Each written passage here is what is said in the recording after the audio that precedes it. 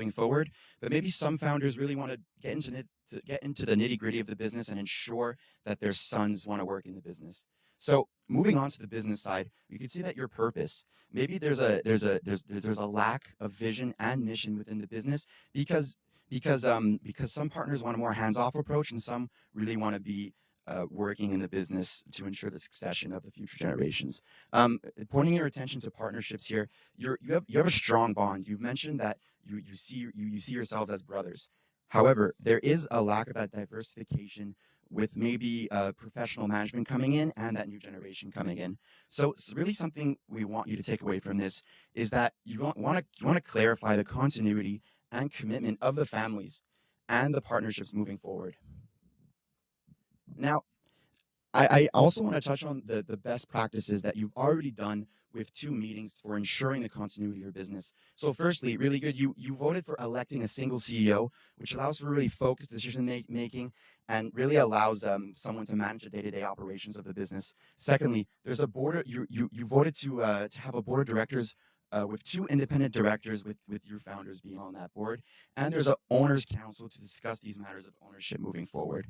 So in addition with the shareholder agreement, the dividend policy, and the capital contributions, there's really some good ways to move forward with the continuity of the business. However, there's that clear problem of the vision of the owners being unclear.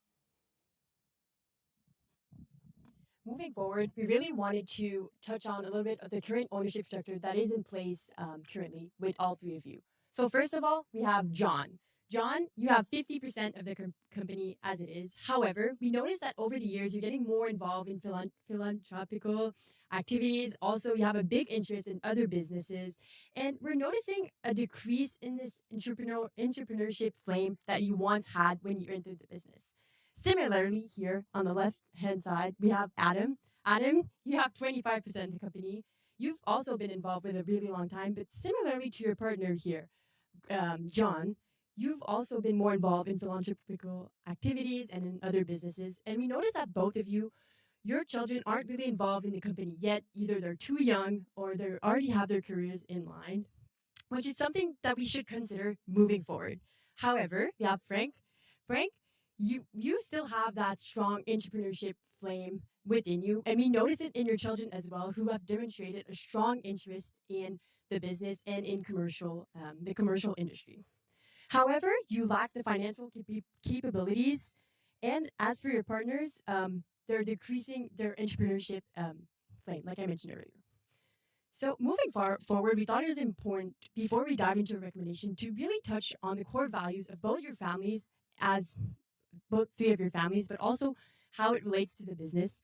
So first of all, security and wealth protection is really important for all 3 of you. You've worked so hard, as you mentioned, working more than 12 hours when you first entered the business. And we're seeing that number decline over the years as your interest in John and Adam is declining. And so what we really want to keep in mind going forward is that respect, trust, independence, and collaboration that all 3 of you have. And we saw that when you, John, moved to the US, but still managed to stay the mediator with your other partners within the business. Yeah, and what we quickly want to highlight is we've noticed that there's a little bit of miscommunication with the way you operate, and a lot of the part of the vision misalignment is the lack of communication. So going forward, what we really want to go is from an avoidance standpoint to a collaboration standpoint. So now that we've analyzed your business, we're going to quickly take a look at some alternatives going forward. Thank you, Vinny. So the first alternative that we had to solve that issue of your visions between families not being very aligned and some questions for what the future holds is to have a focus on the family leadership continuity. So that would mean trying to keep the leadership of the business within the 3 families. However, this does not really answer that question of those visions that aren't aligned, as some of you don't really want to manage anything in the company anymore and your children don't either. So that would still create some conflict. So the second option was for Frank to sell your shares and start that new venture with your kids.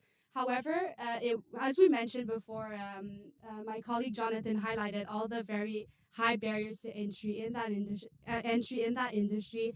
So it would be a very risky and probably not the best option in your situation. That's why we came up with the third option of creating a separation between ownership and control to allow all of your visions and all of your goals to be achieved. So here is a quick look at the criteria that we considered while making our decision between those alternatives. The most important ones being financial security, as we've mentioned before, vision alignment, as well as the satisfaction of the next generation's high ambitions. So, what exactly does that mean to separate control of the business and then ownership of the business? So, we've broken this down into three parts of aligning this. First off is the family vision, secondly, the family within the business, and then third is business goals. Starting off with the family visions, what we wanted to do is align the three different visions that the current partners have and creating an options and preference for each one of them. And so we're doing that first of all through common and preferred shares, where we can separate the wealth generation through dividends, and then secondly, separate the voting. So the ones that want more control in the business has that opportunity, but ones that are looking for more of a wealth generation has that opportunity too. And then we're also going to integrate the retirement trust and an educational trust. One for the preferred shares to be going into the retirement trust for that wealth generation, and the other one for the educational trust while thinking about the second generation and providing opportunities for them. Secondly, is looking at the family within the business. Is where is these second generations going to go? Are they going to be involved or not? And what we want to integrate here for Frank's children, the second generation, is a subsidiary business within Premier Real Estate that they can have that opportunity to grow within the business, but also prove that they have that entrepreneurial spirit, that they're able to grow without that support and without that management of the three founders, and they can grow that business on their own. And then the last component here is the business goals. So what is our long-term options here for leadership?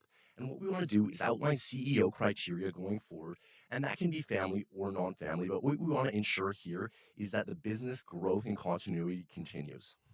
So let's first start off with a quick look at the family's vision, and that's with the common and preferred shares. So what we want to do is separate the ownerships in two different parts. We have the high dividend shares, and that's used for the wealth generation of those first generation partners that are looking for a little bit more of an exit from the control of the business, but still want that generation. And those shares will be incorporated into a trust that accumulates dividends that can increase that wealth generation within their retirement fund, but then also in their children's education trust. And then secondly, we have the preferred shares, and those are the voting shares. So family members, for partners like Frank who want a little bit more control within the business can have the voting shares and have a bit more say within the business. And here's a little bit of our current equity breakdown and a recommended equity breakdown, but this can be more considered on your end and your personal preferences on voting compared to wealth accumulation. And so, what we really want to highlight here, what the impact of actually breaking up this ownership is now we're able to separate the preferences of wealth generation compared to control within the company.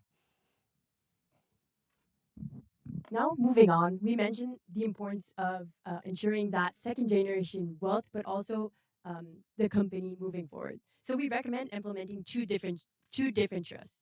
As we've seen previously, I mentioned that you, John, Frank, and Adam all have a big interest in new businesses, and that's why we recommended implementing a retirement. This is supposed to be retirement trust. We thought it was really important for all three of you because once you exit the business, if you want to stay, you can further continue within these goals and keep staying involved in your philanthropical activities. We also wanted to implement an educational trust for your family, that second generation that are entering the market. Adam, obviously, you have really young kids that are not really involved within the company, and with that educational trust, they will be able to further pursue their goals. And if they want to be in the business, they have that opportunity, but they also have that opportunity to fly with their own wings. Thank you, Annabelle. Now let's discuss Frank's family and the ambitions of your children here.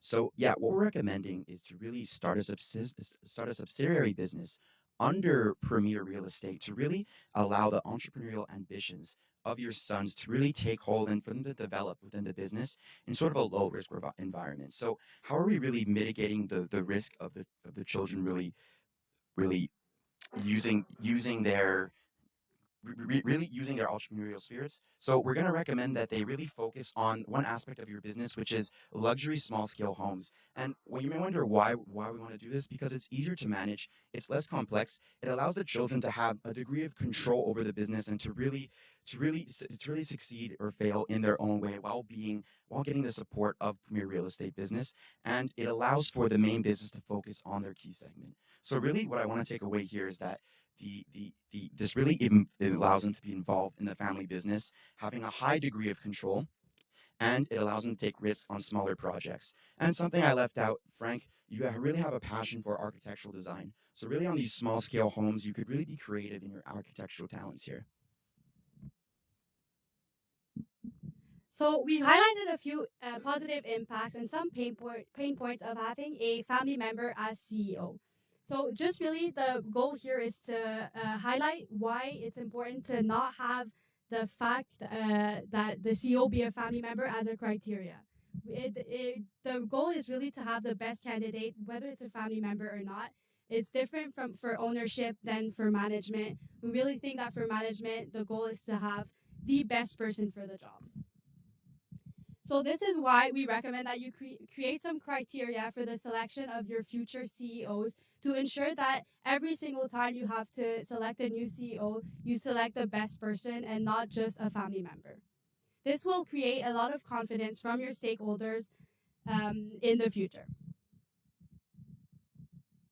Oh, and for the last part of our recommendation, we think that we really want you to start getting that next generation involved. Adam, you have younger children, so you don't know yet if they're interested or not. So we want to raise their interest by having internship program for them to really further develop their skills, and as well as some rotational programs. This will allow them to really see what the business has to offer them if pursuing a career in primary real estate is something that they would like to do.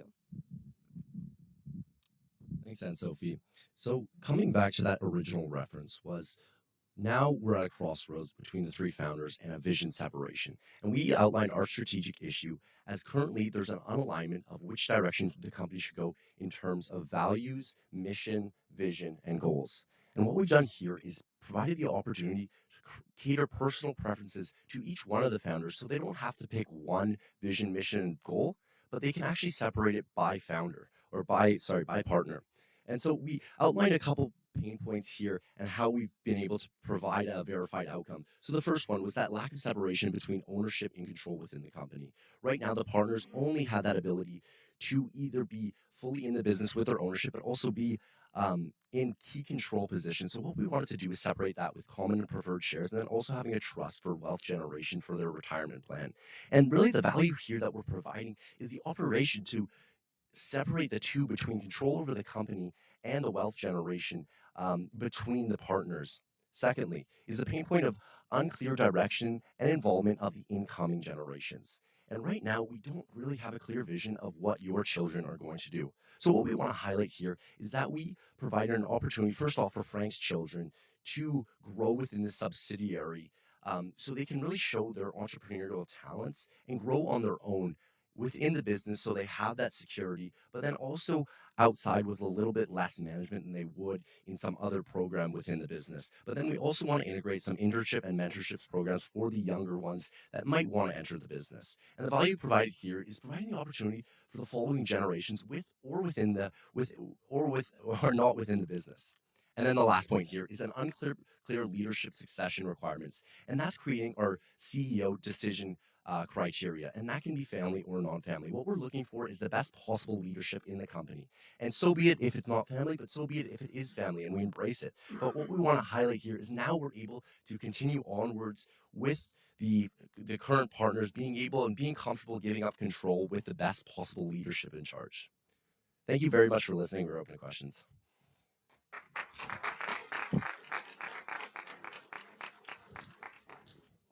Thank you.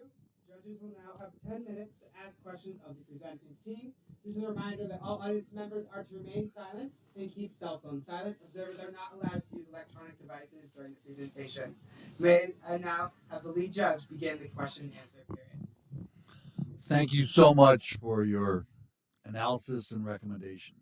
Very much appreciated. But my question relates to continuing our operation and moving forward with your recommendations. I'm not sure I understand what we need to do first and foremost, because of our discontent between the families, different perspectives, different strategies. What do we need to do first? Didn't see that. Right. So in a timeline format, and that's kind of we broke it down by these points, and we wanted to kind of showcase that it will be going in this format. And we think the first part is providing the opportunity for certain shareholders to have the opportunity to separate ownership and control. The ones that have a little bit of discomfort of where the company is going, but the ones that have that preference of wealth accumulation, they have the opportunity now to convert their control over the company, and then they're also their wealth accumulation over the period of time. So that's the first step, is converting those ownership to common and preferred shares. And then the second step here is that unclear direction. So that's providing that subsidiary for the second generation, and that's providing a little bit of comfort for Frank. Right now, he probably has your kids pushing that they want to be involved with the business. They want to go and pursue an entrepreneurial journey. So now they have the opportunity with this subsidiary that Frank can help them with. And it's with the security of the company. And then the last part we want to pursue is starting to look at leadership. Right now, your company actually is quite strong with leadership. We believe that the three partnership is strong. And although there's a little bit of conflict there, we think that it can be mitigated while providing this clear vision of the company. So that's kind of the timeline breakdown of how we see this recommendation. Yeah. Thank you, Philly. And I really want to stress that really you decided as a group to really hire a CEO, put on a CEO to deal with the more day-to-day operations, because you want to maintain your financial security, you want to maintain your wealth, and you want to handle the more big picture decisions of the company by forming a board of directors. So really, that your decision to really hire that CEO is going to allow the business to be professionally managed, and you could ensure that it's in good hands there with our criteria we outlined. Great, thank you very much. I want to go to your question or your suggestion of implementing trusts. So I love the fact that you want to separate value and control. I think a lot of times we miss that in family enterprises, that those are two separate things as we go down in the generations. What I'm curious about is why you chose to put the value component into, or as you call it, the ownership component into a trust structure. How does that help us, and what's the value for us? Yeah, I'll start off here. So the first part was the retirement plan. So we wanted to ensure the generational wealth between the partners going forward, and so we added the preferred shares with the high dividends into a trust so that it can be locked up until retirement, and then they can be able to access it. It kind of resembles the way we see it in Canada is an RRSP. And what we want it to resemble there is a retirement plan. So they have that wealth once they retire, and then they can do their activities going forward. Or either they just want to live comfortably going forward. And so that's why we included the retirement trust. Secondly is the educational trust, is we don't actually want the children to have access until they have the opportunity for post-secondary education. So that's why we put it in a trust, is it can accumulate wealth there, and it can only be accessed through the pursuit of education and not other, opportunities. First off, team, thank you very much for the presentation. Me as Frank, I have a few concerns, because when I look at your proposition for the board of directors, you say that it should be one representative per family. So one day in the future, hopefully the far future where I'm no more, right? My kids show interest to participate, right? However, John's kids live in the US. They're not really interested to participate in the family, to contribute, and Adam's kids are too young. How do you ensure their involvement or their interest to actually be on the board of directors to actually help fulfilling your proposal? Yes, thank you, Frank. That's an excellent question. So the board of directors that we presented you with is something that we wanted to implement in the short term. Like you mentioned in the case, it was something really important going forward. What can be done in a short term? And we noticed a little bit of friction. And so moving forward in the short term, we really wanted to make sure that this board of director, the following criteria were respected in the board of director, which include, like you mentioned, Frank, one representative per family and 2 independent directors. And as we can see, we have that now with you moving forward. But moving forward, this board can be revisited in the long term. But for now, we think that is the best solution moving forward. Yeah, I think I think just to add on to that real quick is the way we saw the ownership structure broken down. The fact that the Gross family does have 50% ownership, we think that it is valid to have them have a board or a seat on the board. But going forward, I think the best way to possibly break it down is the way you see that ownership start to be distributed with your rules of buy and sell in your shareholder agreement. But right now, we think that for the board of directors going forward until that process might be changed, the best option is have one family member per, or one family member, yeah, on the board for each family. So, who's the next CEO of this company? Well, obviously, you didn't give us any specific people to consider. We do believe, though, can you go to the slide? What we really, really want to stress is that although it does add value a lot to have a family member, one of your kids maybe in the future as CEO, for now and also for future CEOs, we believe that this should never be a deciding criteria. So all of these things, the 8 years of experience within the company, 5 years of management experience, these are all things that someone who isn't a family member can also acquire. And that just the fact that someone is a part of your family does not make them the best candidate for the job. So I understand that. So if I run that out, there's a potential that a non-family member might be your best recommendation for CEO in the near term, correct? Exactly, yeah. Okay. So how does that square with having a CFO who indirectly has a share and a 25% ownership interest in the company, and a general counsel / COO who also has a 25% share in the company? Would they report to an external CEO with no ownership interest? Yeah, exactly. So as we've mentioned before, we really want to make that split between ownership and control of the company. Those are two very different things. And we believe that for the best control, for the best management of the company, having a family member in place, right now there's none of your family members who are ready to take on the role of CEO. Your kids, Adam, are too young. Frank, yes, your kids are starting to get that experience, but they're just not there yet.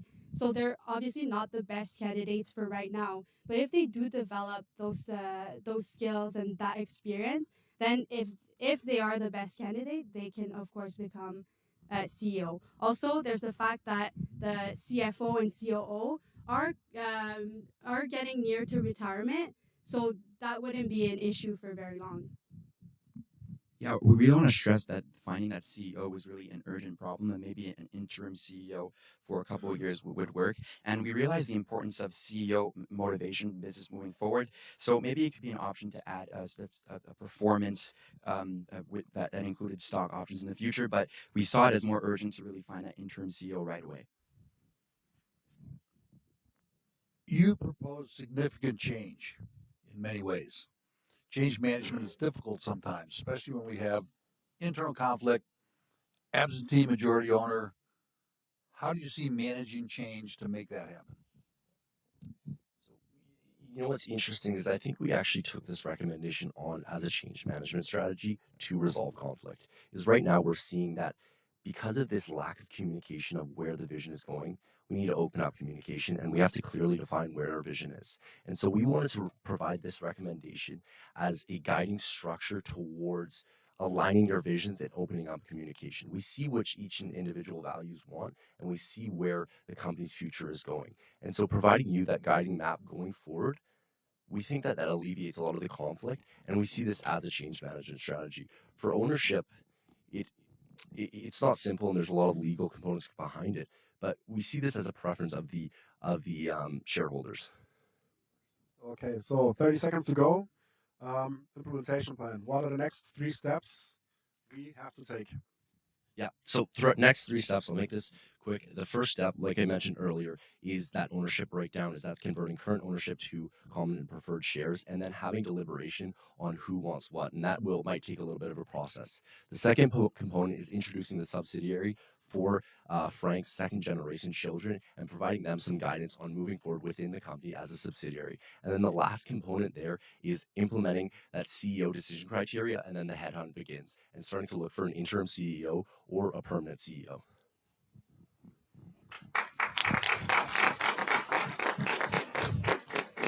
Thank you very much. Thank you very much. Thank you all. Observers will again have 5 minutes to take any breaks needed.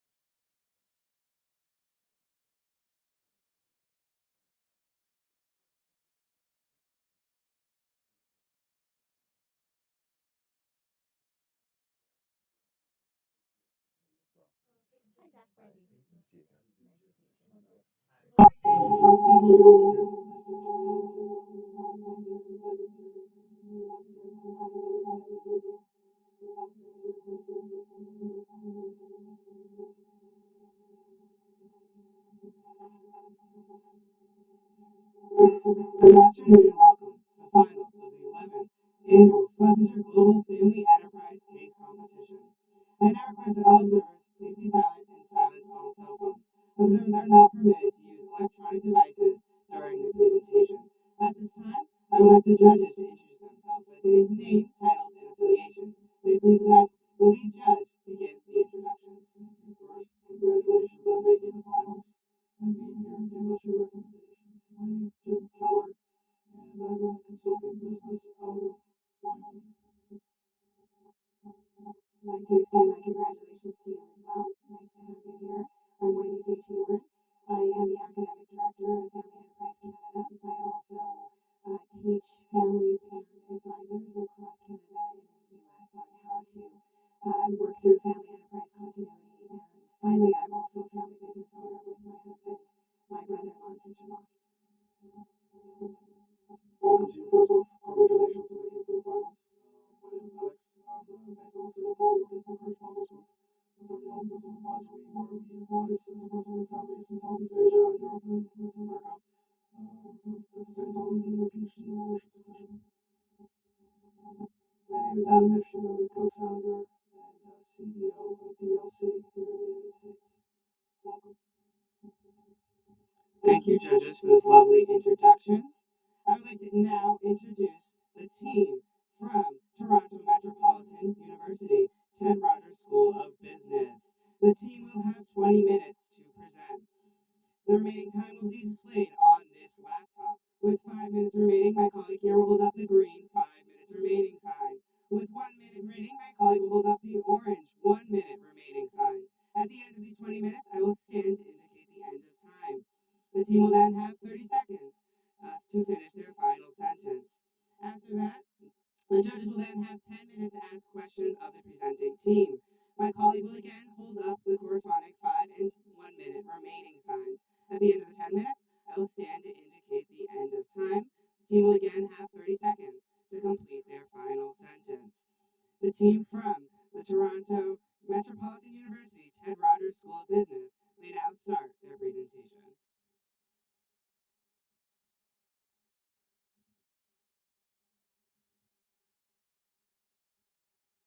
Good afternoon, everyone. Thank you for having us with you today. So it's been incredible after analyzing this business, seeing 3 separate families working together as a successful business. Now, as you know, we have been brought in to consult on the premier real estate development business.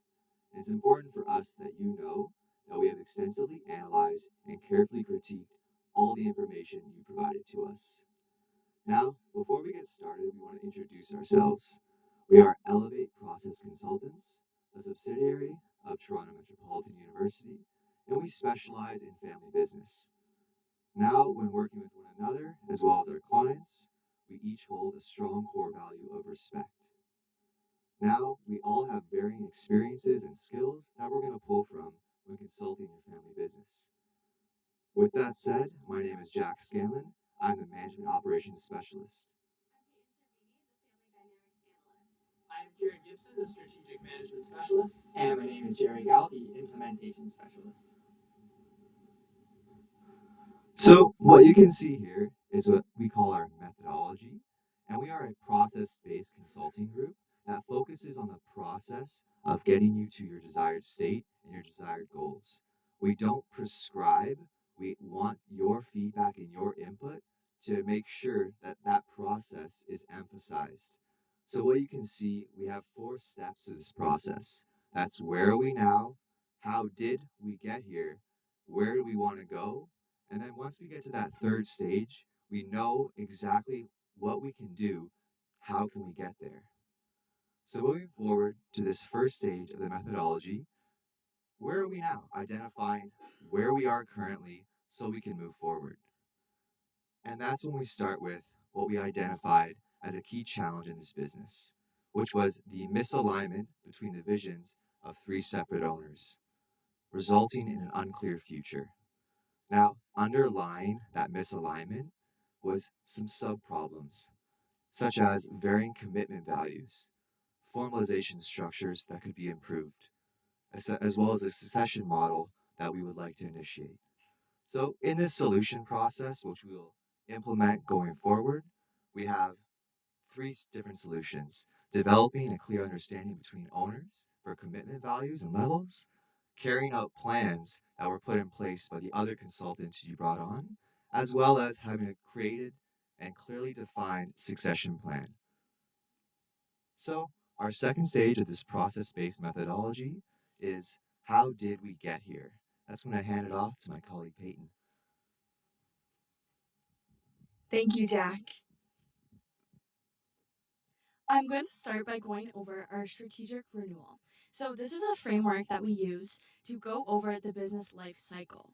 We've been able to analyze your family's firm, and we've been able to see that you guys have successfully completed your introduction and your growth phase and your maturity phase. We are currently at a divergent decision making process. You have two decisions your family can be making. So, first, we have our decline stage. Secondly, we have our regeneration or our innovation stage. As a fourth generation, person, a part of a family business, I can understand and sympathize how difficult of a decision you guys currently have to make. I once was someone who was a potential successor, so I can very much sympathize and understand the position that your potential successors are currently in. We want to ensure at process-based consultants that we make sure that your successors are ready to take on this next step and help you guys with anything in terms of retirement plans. We'll now be moving on to our 4L framework. The 4L framework is phases of leadership that has been used with very successful family firms. The first two encompass apprenticeship, and this is very much learning business. In our first stage, this is all external learning of business. So we have things like education, internships, apprenticeships, and in our second phase, we have learning our business. So this is very much learning your business and an internal aspect. So this is apprenticeships, internships, within the business. Following along our next two phases here, this is encompassing stewardship and succession. So in our third phase, we have learning to lead. This is very much when you achieve a management position role within the family firm. Lastly, we have leading by leaving. And this role encompasses learning how to plan for succession, learning how to plan retirement, and as well as helping train potential successors. I will now be going over some of our root causes that we've been able to identify today. To begin, we have our varying commitment within the partners. So this divergent of commitment levels has affected the firm by having differences within the goals. We want to understand all commitment levels of each partner to ensure greater trust and reliance with all families. Our second root cause is formalization structure.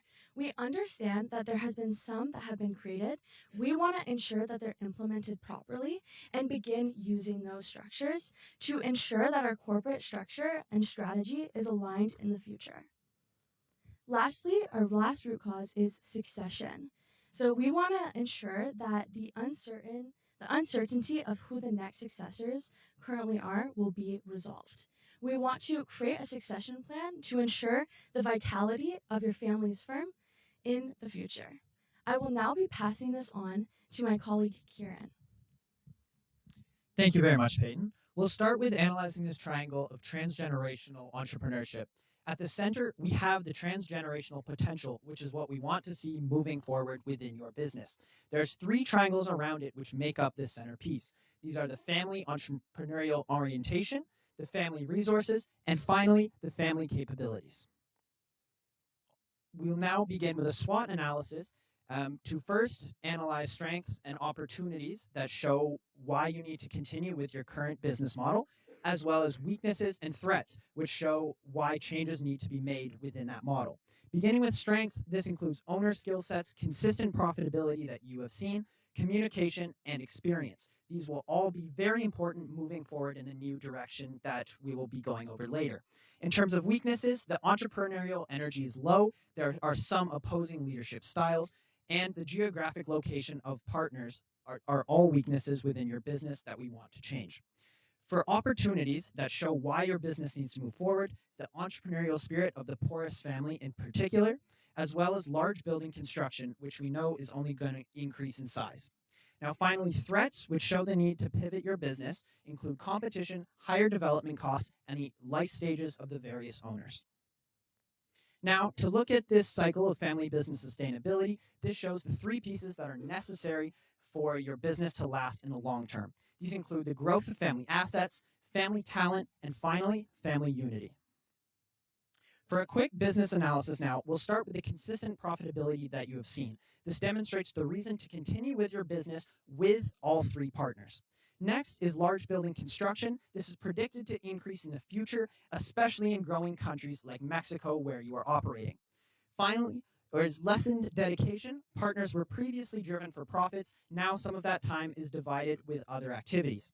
And finally, further analysis. In order to develop more concrete financial plans, we'd like to sit down with you in order to analyze your financial statements to develop more solidified plans. Finally, a ownership history review. From 1988 to 1994, this was 100% gross family business.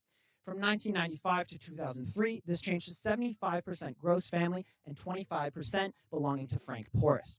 Now, in the current stage we are in, it shows 50% owned by the gross family, 25% from the Porras family, and 25% belonging to Adam Lugo. This shows the changes that the ownership has seen over time.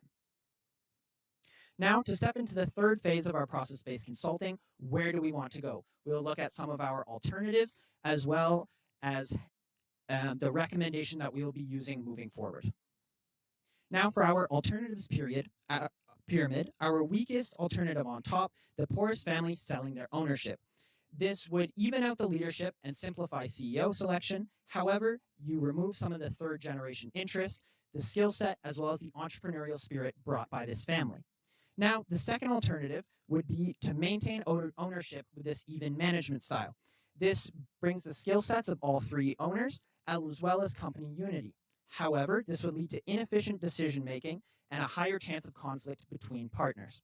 Now, our chosen solution, the 3-step recommendation involving commitment, succession, and formalization. This would improve decision-making, succession, and formalization. However, it could lead to uneven leadership, and it would affect some operations of the business. To analyze these alternatives, we have 4 criteria that we use. The first is to formalize the business, and this includes having a single CEO, an owner council, board of directors, and a shareholder agreement.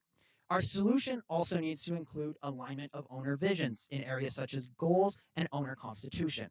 Our 3rd criteria is firm and unity growth. This includes aspects such as communication, conflict resolution, and continued investment. Our final criteria is outlining a clear future, and this would include steps such as meetings, policy creation, education, and role creation for future generations. This is a matrix that we use in order to analyze those alternatives.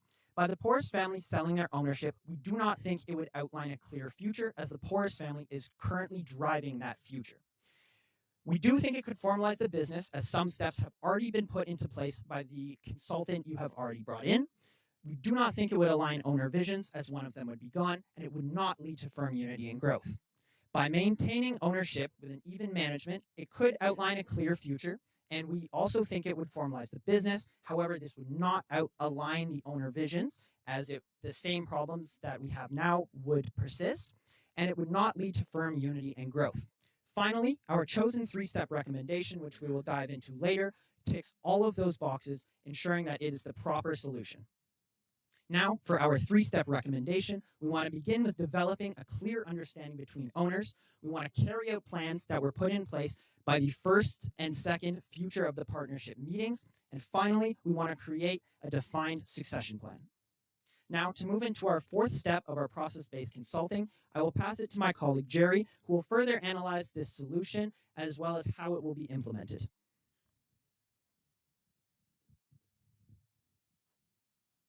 Thank you, Kieran. So now we've gone through a little bit of our business analysis and our familial analysis. So we want to now take you to our methodology, what we call the pillars of implementation. And here we will look at the necessary steps in order to take your family to the desired state we were talking about. To begin, we're going to do a little bit of a deep dive onto each pillar, talking about who's going to be involved in the process, what we're going to do, when we want to do each process, and why we're doing so. Starting first with verifying your commitment.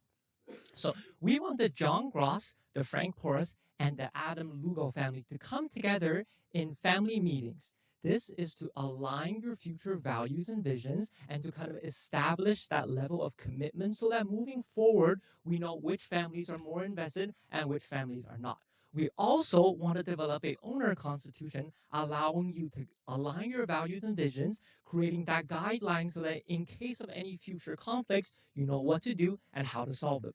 We want to establish this immediately. Now, as process-based consultants, we have drafted up a little bit of an agenda, a family meeting, as well as owner constitution. However, these can be edited throughout, and we want to ensure that our implementation plan aligns with the values of your family.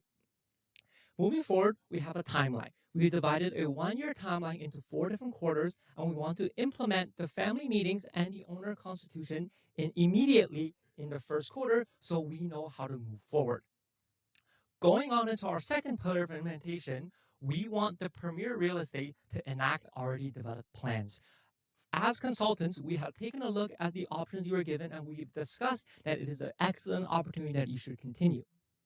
Steps are, for example, choosing a single CEO. For this option, we want Frank as the single acting CEO. Based off the information we have gathered, we think that Frank is the most invested in the company, with the future generation being more invested as well.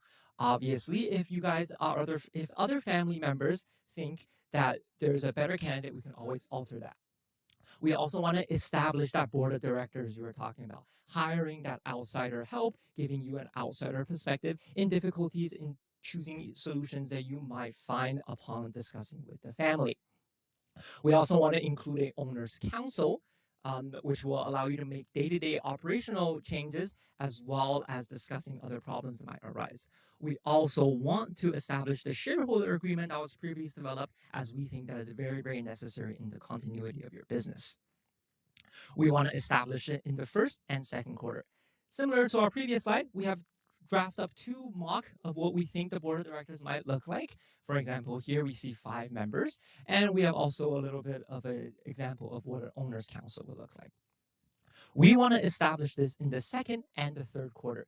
Beginning in the second quarter, we want to establish Frank as the single CEO. We want to develop that owner's council to further solidify your values and visions for the company. And we also want to establish a board of directors that allows you to make difficult decisions, having that outside opinion.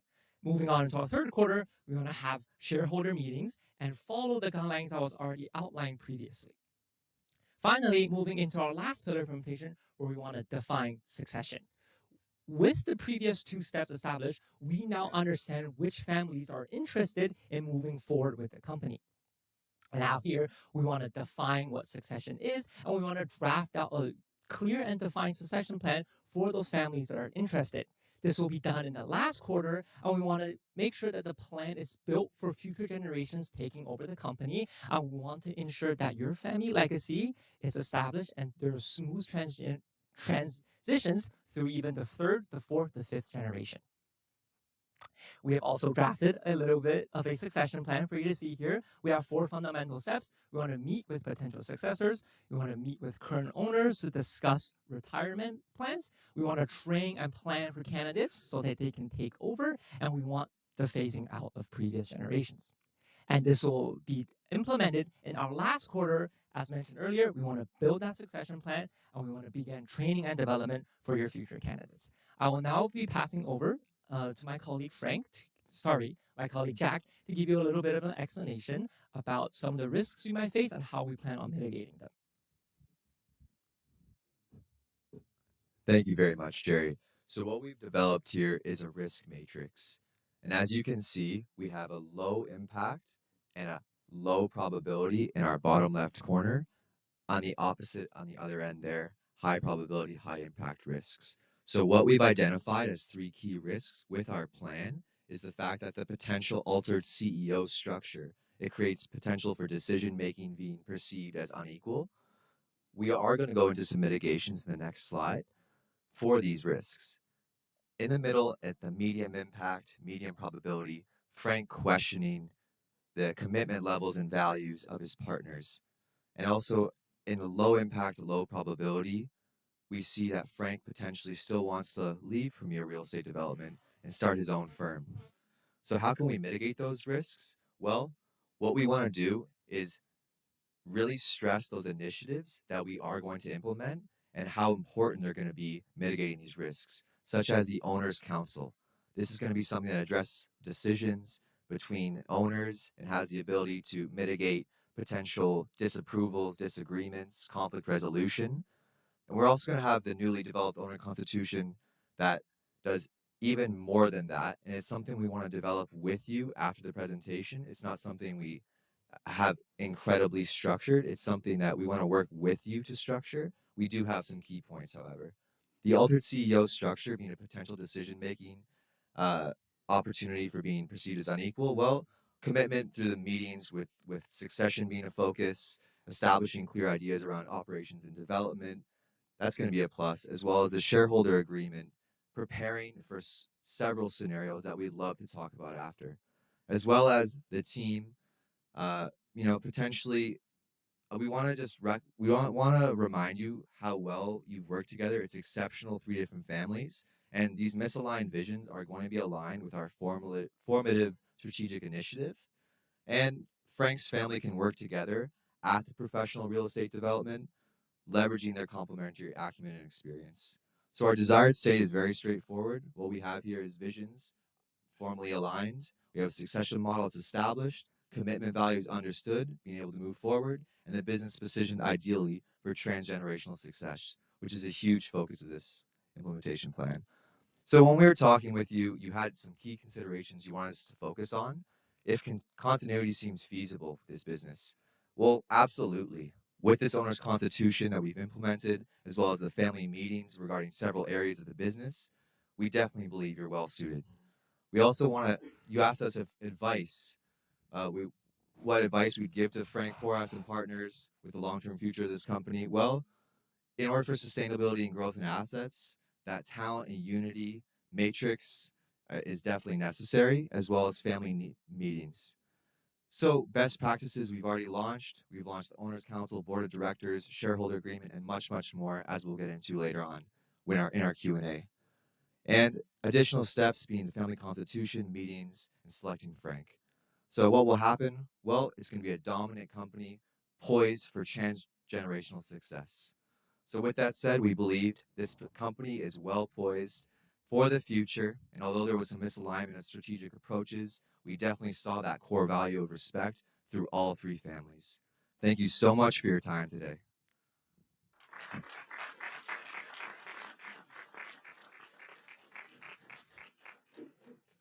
you. Judges will now have 10 minutes to ask questions of the presenting team. Audience members are once again reminded to remain silent, keep cell phones silent, and refrain from use of electronic devices. May I now invite the lead judge to begin the question and answer period. Thank you very much for the analysis and recommendations. I'm going to play the role of John here, if you don't mind. I appreciate you want us to keep this whole thing together. I live in the U.S. I don't get down there very often. You put together a tremendous amount of work to get done in a year beyond running the business. What do you see as the highest priority for us to deal with first before we get into all 3 recommendations that you made? So we think that the highest priority comes in the decision-making area. Without being able to make the proper decisions, we cannot make the right moves going forward. So there's many aspects of that decision making. We think that the first step involves family meetings to determine what you think needs to happen moving forward. Understanding the values and ideas that your family have are essential for creating that decision making process. Once we have understood your feelings and needs, we'd like to move on with the CEO selection. As we've outlined, we think Frank is the right choice, but again, based on your preferences, we are open to changing that. once Frank has been elected, we think altering the board of directors and ensuring that you have those outside advisors in place is essential for that decision-making process. So we think that meetings, electing the CEO, and finally the board of directors are the three first things that we would do for your business. To add on to this as well, to begin, we're going to be doing the meetings, and this would very much give us an understanding of potential successors and who would be interested in that role. So that would help line up the future of the firm and ensure that it continues in the future. And also, I just want to add, despite being in the US, we believe that your presence on the firm is more than necessary. As we mentioned, the chemistry between your three families has proved to be exceptional. And we believe with any part of that missing, it won't lead us to as successful a business as you currently are. We want to continue that combined collaboration between the families and understanding that each family plays a key crucial role in making sure the longevity of this company. Thank you. So I'm Adam. I'm going to play the role of Adam for a minute. And, I can see why logically maybe Frank is a better CEO, but I'm wondering how you're going to address my reaction to that, which might be quite emotional. How would you suggest that happen in a way that doesn't actually sort of peeve off Adam, so that he actually buys into the idea of allowing Frank to become the CEO? Well, Adam, as you know, we really do value each family.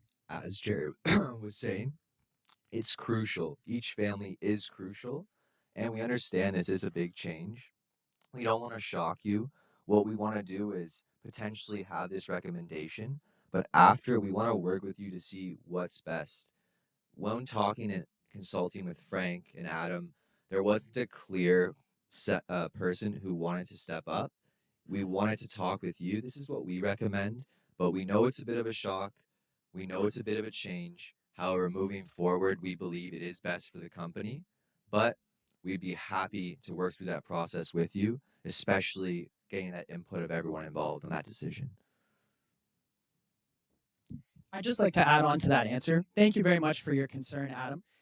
In order to mitigate your feelings surrounding the CEO, we think that the best way to do that is to show you the benefits of Frank becoming the CEO. As one of the early partners, we know that you have really helped grow the business and that you have strong emotional attachments to it. We think by sitting down with you in those meetings and demonstrating benefits, such as the interested third generation that Frank has, once we show you those benefits and they're clear to you, we think that it will be an easy decision for Frank to become CEO. It will take time and meetings to develop that understanding, but we think that it can be done. So first off, team, thank you very much for your presentation. I, as Frank, appreciate that you want to make me CEO and give me additional workload. But I have a question about the risk matrix, if you could put it on the screen for a second.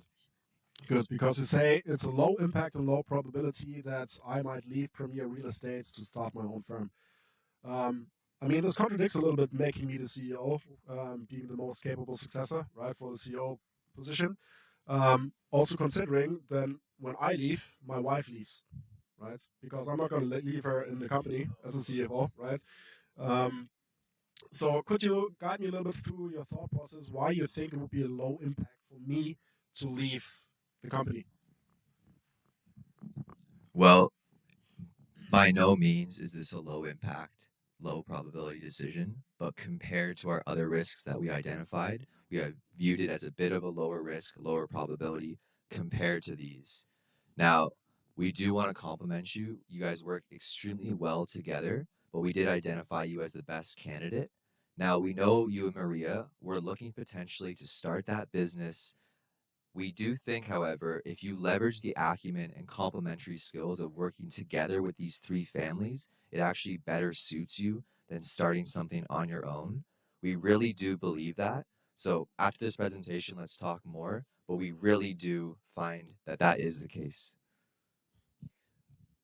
I would just like to specify that we have no doubt in your capabilities in running both of these businesses. However, we do think that it's less of a risk compared to some of your other alternatives, but we can always discuss potentially, having that other CEO instead of you, Frank. But as mentioned earlier, we want to ensure that all of our decision making are talked through with your family so we can have that agreement and not make a decision when not everyone is on board. Sorry. Frank, we would also like to wish you a happy birthday and congratulate you on your 30-year milestone within the family firms. That's amazing, and we very much applaud you. So, in terms of the concern that you brought up, we know that your main reason for wanting to start that next venture with Maria is the future of your children. We know that your children have strong interest in real estate and have many capabilities that would benefit a real estate business. So, we think that by sitting down with you and showing that staying together with your partners is key for the company, we know that we will be able to establish roles and responsibilities for your children, ensuring they are in an excellent position to build a successful future. Adding on to this as well, coming from a agricultural background and being someone who has been in the firm my whole entire life, my personal firm, I can attest to having a business that is already created and learning and being educated through that strong foundation. We believe that if your children and you stay within this family firm, they will have a step up from other competitors within the industry, being able to not only take away from your knowledge, but take away from your, as you quoted it, brother's knowledge as well. So while there might have been a time, perhaps in the past, where John and Frank and Adam treated each other as if they were brothers, they are not brothers. And as we look at the next generation, we have in effect two different generations, and that Adam's children are so much younger than John and Frank's that they are not of the same generation as them. And clearly, John and Frank's children live very different lives. Just because three partners operated in a manner in which they were able to achieve unity, shouldn't we be more seriously considering splitting this business up, given the nature of the next generation? We do not think that splitting the business up is the way to move forward. If you go into our appendix, Jack, we would like to highlight a conflict resolution slide. So these are areas that we would use in order to resolve conflicts between the partners. We understand that having three partners can lead to complications, but we believe that it is essential for the business to move forward. The three partners together have grown a business from very small to a company that has built over 300,000 homes. So in order to move forward, we think that it is essential that you stay within the company. We understand that there are differences between your children, but with the processes that we set up, including some family governance strategies that we've included as well, we think that this can set you up for a perfect future for all your children, no matter the differences. To add on that as well, you brought up a great point in terms of the ages and the difference of ages. Having Frank's children be a part of this as well will help create a transition through their age range with the younger age range.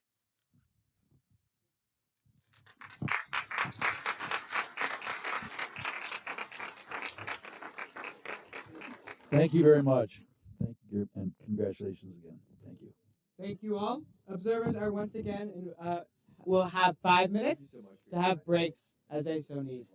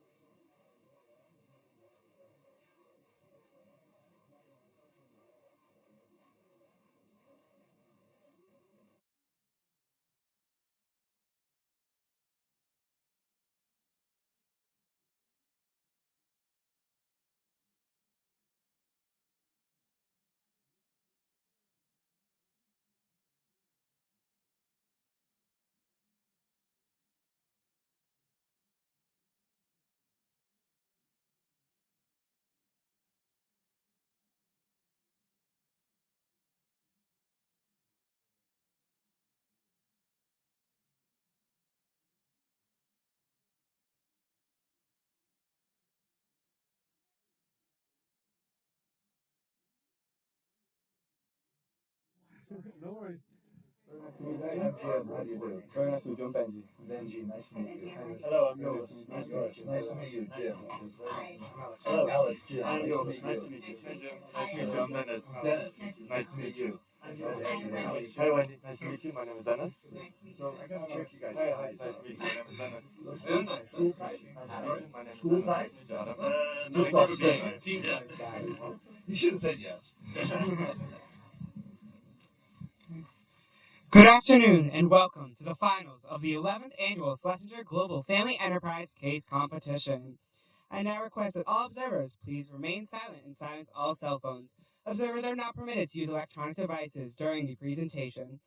At this time, I would like to ask the judges to introduce themselves by stating name, titles, and affiliations. May I please invite the lead judge to start the introductions. Thank you. First, congratulations on making the finals and also on being here to give us your recommendations. My name is Jim Keller, and I own a consulting business out of Wyoming. Hi, again, I want to extend my congratulations to you and all the hard work you put into getting here today.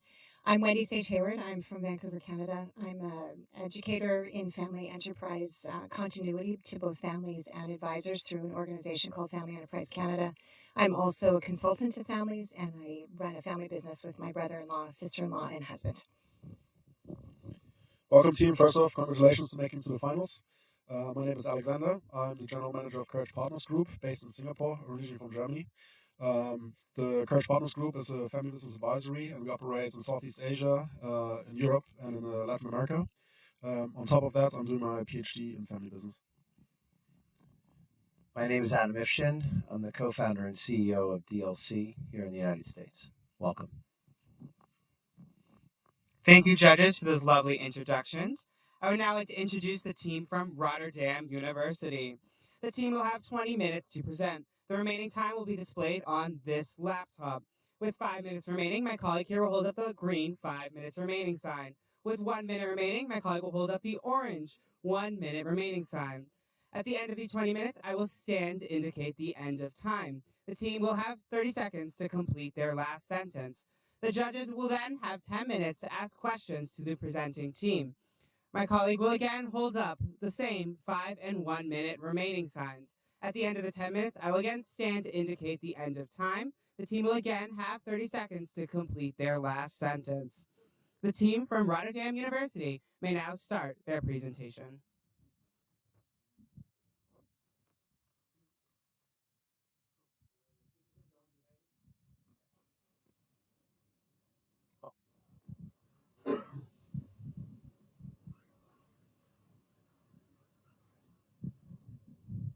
Hello.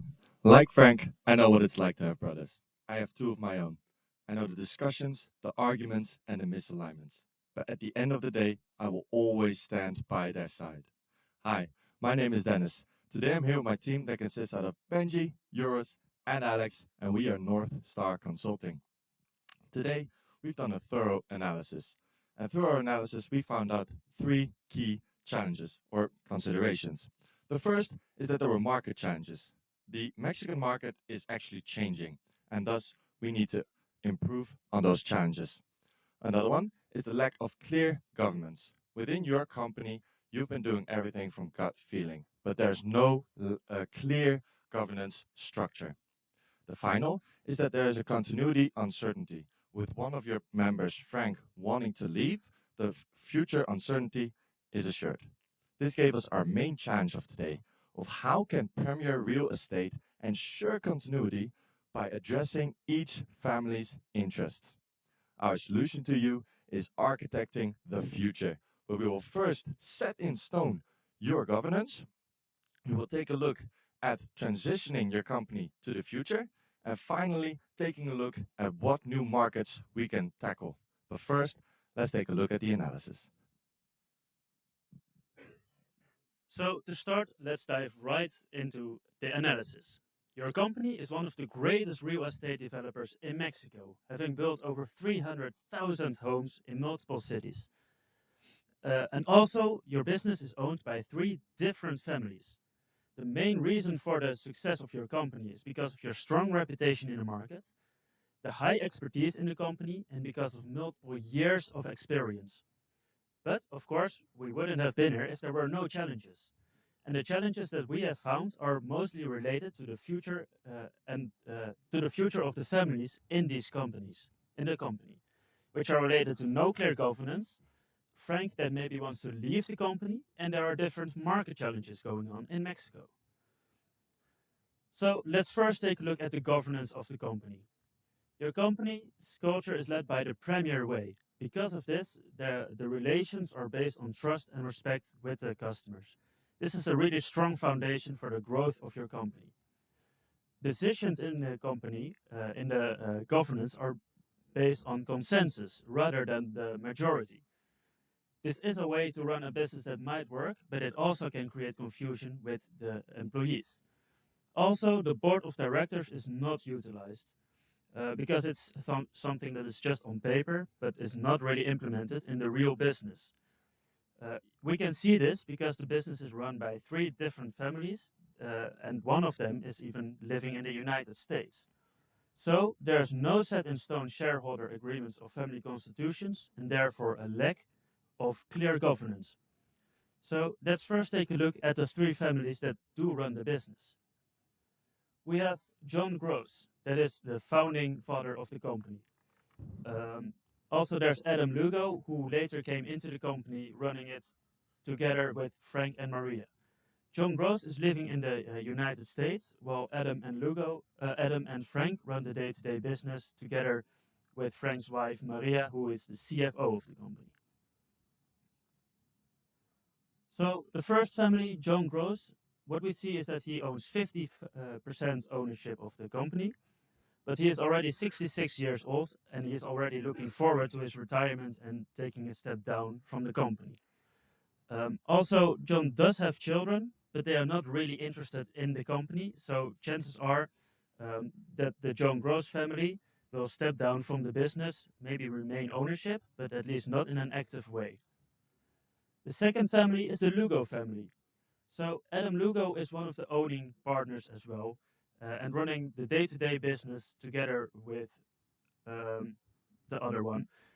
He's already 55 years old, so he still has time to run the business, but also he's looking forward to his retirement and to live more of an easy, calm life. He has 25% shares, and his children, they do live in Mexico, but they are still too young to really understand what the business is about, and it's not sure yet if they can run the business when they get older. Finally, there is Frank Porras, also co-owner of the company with 25% shares. He also runs the day-to-day business, but as we can see, he's also reaching retirement age. But Frank Porras is still the most engaged partner of this company, and he really wants this company to flourish. And he is really looking forward to hand it over to his children, because his children are also already really invested in the company, and they want to take a position in here. So if you look at the 3 families combined, we see that John Gross has a decreased commitment in the company. Adam Lugo also has a decreased commitment in the company. But Frank and Maria, they are determined to work hard for this company, and they are looking forward to bring their children into the company. So the key takeaway of this is that there is actually a misalignment of goals between the 3 families. Also, the case stated that the company was facing market challenge. The market is developing in Mexico, and this is leading to a few challenges for the company. Therefore, there has been increasing business risk. There are 2 components to this risk. The first is that the costs in Mexico in this business are increasing. This is mostly due to land, ownership, taxes, and other laws and regulations. Secondly, the competition is increasing. This is mostly because China is developing very quickly, and all of the manufacturing that has been going on in China is moving to other countries. For example, Mexico, which has become a great manufacturer for the American market. Because of this, there's economic growth in Mexico, and there's a greater demand for houses. So there are more companies stepping into the real estate development market, and therefore we also see chances for the company, but also risks. We have also seen that Frank has an architectural company, so we also see opportunities there within this market. Yes, well, thank you. So through our analysis, we can clearly see three main key considerations. The first one is the market changes. Like yours explained, the market is ever changing. The second one is the lack of clear governance. Through your company, you've not set anything in stone, and thus there's no certainty for your employees and for the owners. Finally, we have a continuity uncertainty. With Frank wanting to leave and one owner in the US, we don't know what the future will hold. This will give us our main question of today of how can Premier Real Estate ensure continuity by addressing each family's interests. In order to tackle this, we formulated three possible solutions. The first is that Frank will sell his 25% shares. This will make sure that he can start a new company with his family. But this does risk, there's a massive risk in startups for Frank. With the second option, we say that he purchases John's 50% of shares, and this maintains that Frank within the company. Now, this makes sure that the business remains family owned and it's in line with Frank's goals. However, this does he does need to take out a massive loan in order to pay out those 50% since he cannot do it himself, and it does not adapt to the market. With our final solution, we say that Frank and Maria will run the business to a new direction. The downside of this is that the company expertise will be less developed since we're going to a new market, but the company will be secured and it adapts to market changes. Now that we know these three, let's take a look at which one is the best way forward for you. In order to do this, we put them in a decision matrix. Now, what are the key elements or criteria of this decision matrix is that it has to align with Goodman's vision, the founder of the company. Another one is that it has to adapt to the market and that it has to retain the three families within the company. Now that we know this, we can clearly see that Frank and Maria running the business to a new way forward is the best solution for you. But how does this look like? And what does this mean? Thank you, Dennis. So that is actually a great question, and the ideal solution that we want to recommend to you looks exactly like this. We know Frank's architecture firm is something that he wants to invest a lot of time into. It will be 12-hour days, really long days, probably fights with his wife and their children, but it is truly his passion. On the other side, we see that John and Adam are going a bit the other way. They are less committed to the company, want to spend less time, and maybe enjoy more the retirement. So what we want to do is actually adopt the architecture aspect of firm into a Premier, such a big and consolidated name in Mexico. We want to also change the governance to make Frank Porras the CEO of the company, have an executive board together with his wife Maria, and have John and Adam still in the company as such valued people, but more in an advisory role to make sure we tailor this solution to their needs, which is less time in the company. What we want to do is convert the company from more of a business developer, which is such a tough market in Mexico, to creating using that opportunity in their favor.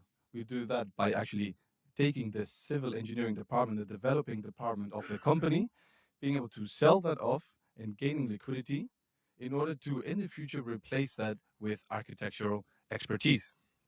So, if we look forward, there's a few steps that we need to take into account.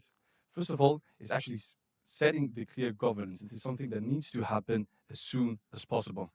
Secondly, is actually how this transition will look like from a business developer, a market leader, to a more architectural aspect in Mexico. And lastly, of course, is the recruitment.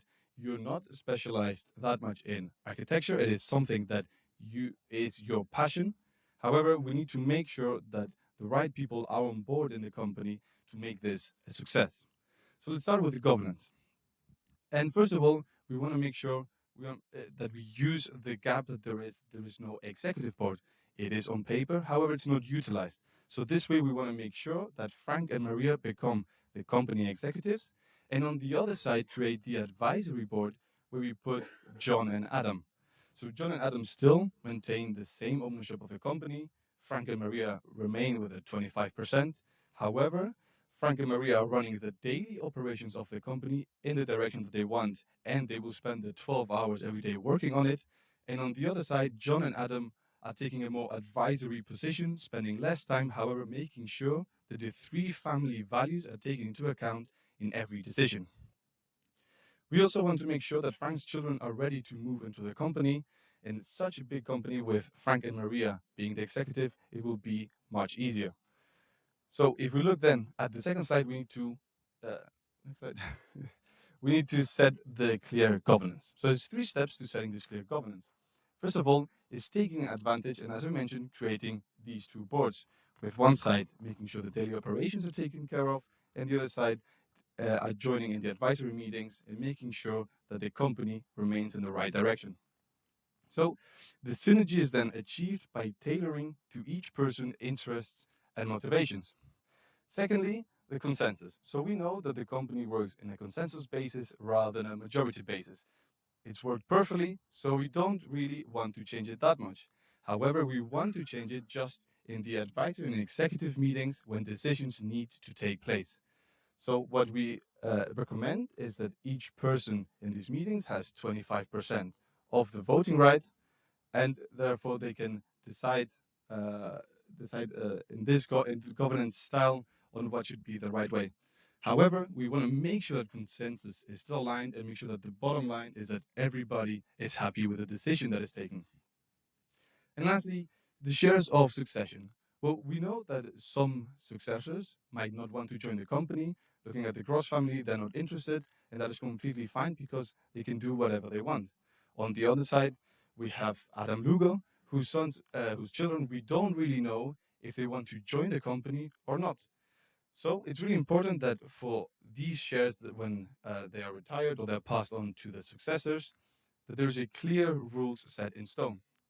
So the future generation will receive the shares and will receive the ownership of the company. However, if they are not part of the company, that they will not have the voting rights in these executive and advisory meetings because they will not have the best interest of the company in mind. So that was the first step. Now Alex will take you through how to transition actually from this architecture business startup that they want to do and implementing this into Premiere. Thank you, Benji. This was all a reason for the employees to actually also be on board because the employees currently are having 2 different types of leadership styles thrown their way, and that does not make for a happy workplace. Now, to begin with, we have to determine the valuation of the company. Because of course we're going to be selling part of the company to a private equity firm, it is very important that the CFO is able to take inventory of what is currently the value of the company, so that later, working with merger accountants, we're able to bring it to the private equity. Now, it will arrive at private equity, and we will make sure that negotiations are actually taking place. And with that, we're able to create some more liquidity for us to not only bridge the period in which we are going to adapt and make sure the startup is integrated, but also making sure that in the meantime, while these negotiations are still taking place, we're able to finish the projects that are currently already running. The business has not halted, so we need to make sure everything is first finished before we start stepping into a new direction with selling and bringing in a new part. Now, that being said, when we are able to finally finalize the sale of the real estate department and fully implement Frank's startup as a replacement, business will go on as usual. However, the direction of the actual operations of the company will be changed from a real estate department to a architecturally based department. Now, continuing onward, we need to make sure that the correct people are in the company for us to actually do this. We currently don't have specialists for architecture beside Frank, and for this we need to make sure that we actually get an architectural team lead. Of course, Frank is also part of the administrative tasks in the company, and as the new CEO, he will not be having all the time to make sure that all of these architectural endeavors are being able to take place. So we need to make sure we also have another architect on board, making sure that all of the tasks and all of the new developments are met within the company. So let's take a look at our new ideal candidate. You'll have a lot of experience, as of course our company already has 30 years of experience in this market, and Frank specifically. He will be a team lead, and that will be very beneficial for us because he will not be working alone. He will make sure that there's also a team below this person. His method of working will have to adapt to the Premier way, as this is something that the founding father of the company has wanted and will likely also see in the future. Decisions by consensus will still be made because this is the way, of course, the Premier way. And with his alignment and architectural experience, we think this ideal candidate is able to take over this part in the business together with Frank, making sure that we will thrive in the future. Now, let's look at the timeline. Dennis, can you wrap it up for us? Yes, so like every plan, we need to make sure that we set in stone the years and the dates when this needs to happen. So to start off with, we're going to determine the valuations of the CFO. We're going to determine how much the valuation of the company is in order to sell it, that part of the company. Followed, we're going to actually sell to a private equity. Then we're going to integrate Frank's architecture startup, since we know that that's his passion and we know that that's his love of this market. We're going to make sure that it integrates into the company that we have. Then we're going to hire architectural management. Like we said before, we need experienced people to help Frank move forward. So then we have to make sure that we hire the correct people. And finally, we're going to operate as architects company. Now, there are some must-win battles within this timeline. First of all, we need the department sold. We need the architecture company to be integrated. We need architects, managers to be hired and helped within the business. And finally, architect business runs completely stable so the children can join our beautiful company. But with every plan, there are, of course, some risks. We formulated 2 risks. The first is that Frank's children have different plans. Well, we know that Frank's children love what Frank is doing and they really want to go into this business. So we're going to mitigate this by getting nephews and nieces of the other families also involved into this company. Like we said before, we have one member with 2 very young children who have a lot of potential and would love to be in this company. And finally, we have the private equity is not as interested. We're going to mitigate this by running the business separately with a new CEO. Now, that was a whole lot to take in. So let's summarize it one last time. We saw that there were market changes in Mexico. We saw that there are uncertainties, and thus we need to improve. We saw there was a lack of clear governance. We're going to answer this by setting your governance in stone and actually making the employees and the owners aware of everything that's happening within the company. Finally, we had the continuity uncertainty. And now our continuity is assured with the new CEO, with the new members going into the advisory board, and our future children and grandchildren. So the challenge was, how can Premier Real Estate ensure continuity by addressing each family interest? Well, we answered it by our 3-pillar plan. The impacts of this is penetration of growing markets, a clear future for perspective for employees, and owner interests are met. So now I know that with Brothers, we have a clear future and we can clearly run our business without any challenges. Thank you so much for your time. We are North Star Consulting. We're now open for any questions you might have.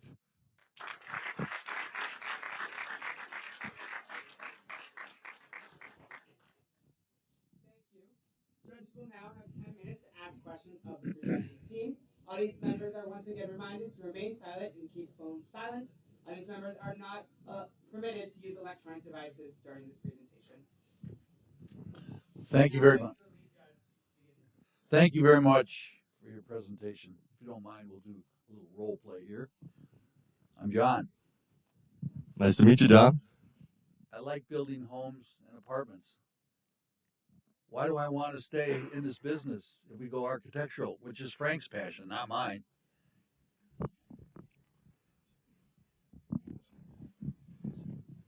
Well, John, thank you very much for your question. And that's actually a great question that we had to think about as well. Of course, this is actually filling the vision more of Frank rather than yourself and Adam. However, as we saw in the analysis, we see that slowly you're being less and less committed to the company. We still know that you love developing your homes. However, the market is also slowly making it more difficult to operate in these conditions. Therefore, we recommend you to still be part of the real estate market by being on the architectural side and advising still on the company that your father worked so hard to grow. Okay, thank you so much for your presentation. I'm curious about the role of Frank becoming CEO and John and I'm Adam, becoming part of the advisory board. So I'm curious about how you might convince us that that's actually a really good idea. Because we might have a reaction, especially me, Adam, who's working very closely. We have kind of butt heads a little bit in terms of our leadership style. So I might be a little struggling with that, but I'm also curious why have an advisory structure board instead of the board of directors? So those kind of a two-pronged question. Excellent question. Adam, of course, has a very large stake in the business as well, and we need to make sure that his needs are also met. Now, we have noticed that Adam is definitely part of the business, but not in a day-to-day environment as much as Frank is. So his needs and his advisory strategic role is still something that is very important to the company. However, his actual day-to-day tasks are not as prevalent as Frank's are. Therefore, we need to make sure that he has a role that is still valuable to the business as his knowledge is very high. He has done counsel in the business and, of course, the legal side. And with that, you are still able to be a very important part of the business. However, to make it more clear for the employees and also to give way for the future generations to also grow into this company that will still be existing because we're adapting to a newer market, we need to make sure that a clear governance split is made in which someone is the CEO and they can listen to this single leadership style. Now, of course, you do actually overlap your strategic interests together with Frank, so we don't believe this will be a long-term issue. But short term, of course, it may seem very weird for you to step out of this leadership role of giving way to the employees. And can you answer the question? Sorry. Can you answer the question about why an advisory board versus the board of directors? What's that structure useful for?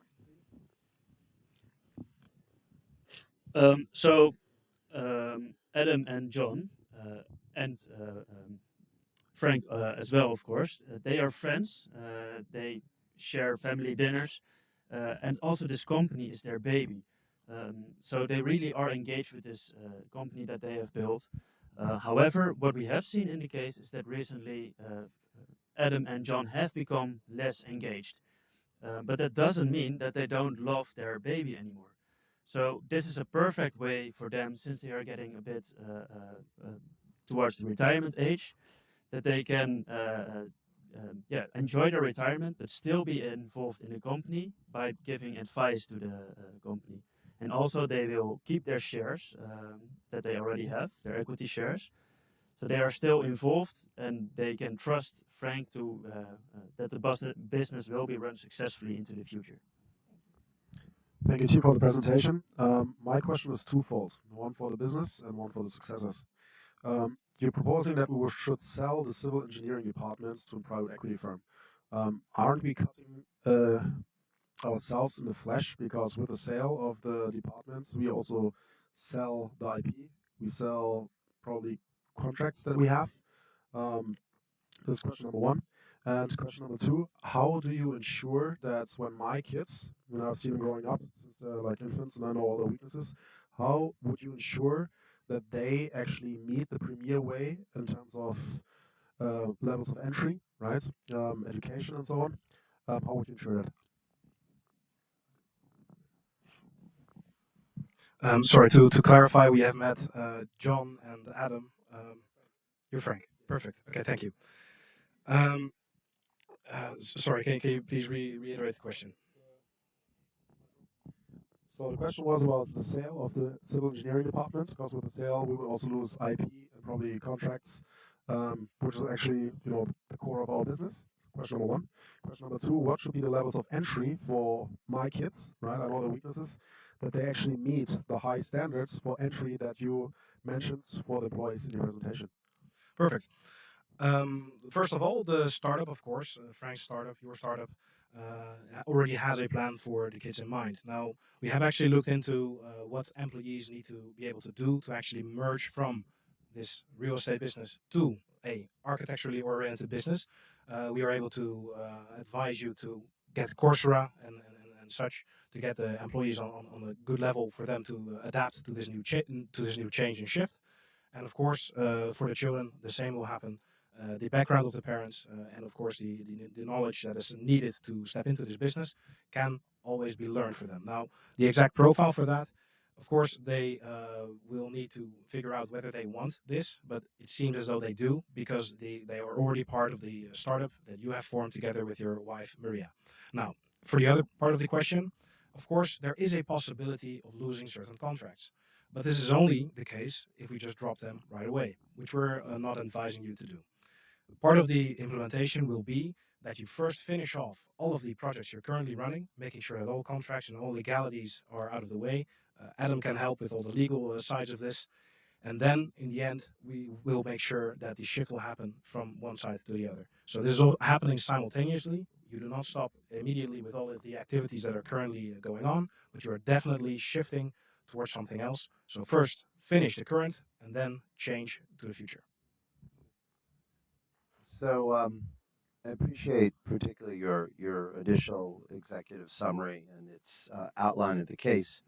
And I wondered, did you consider the possibility that perhaps the best potential CEO candidate might be Maria?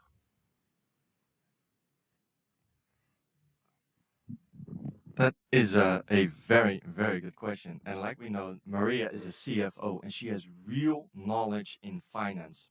But we've actually considered it, and what we found out is that with Frank's passion and experience in this new market, we found out or we decided that it's the best way forward for Frank to be a CEO.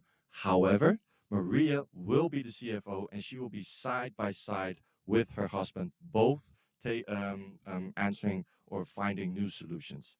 But we think that Frank is the best CEO because he has knowledge in this new market and he's been working for so long in this company and actually has connections with all the employees. Could you please bring up your timeline? Of course. I don't think we have enough time for a 5-year plan. What do we do really to get that accelerated? We make sure, first of all, that determining valuation is cut shorter by hiring more people or getting more external knowledge from accountants to take inventory as quick as possible. We start doing that tomorrow.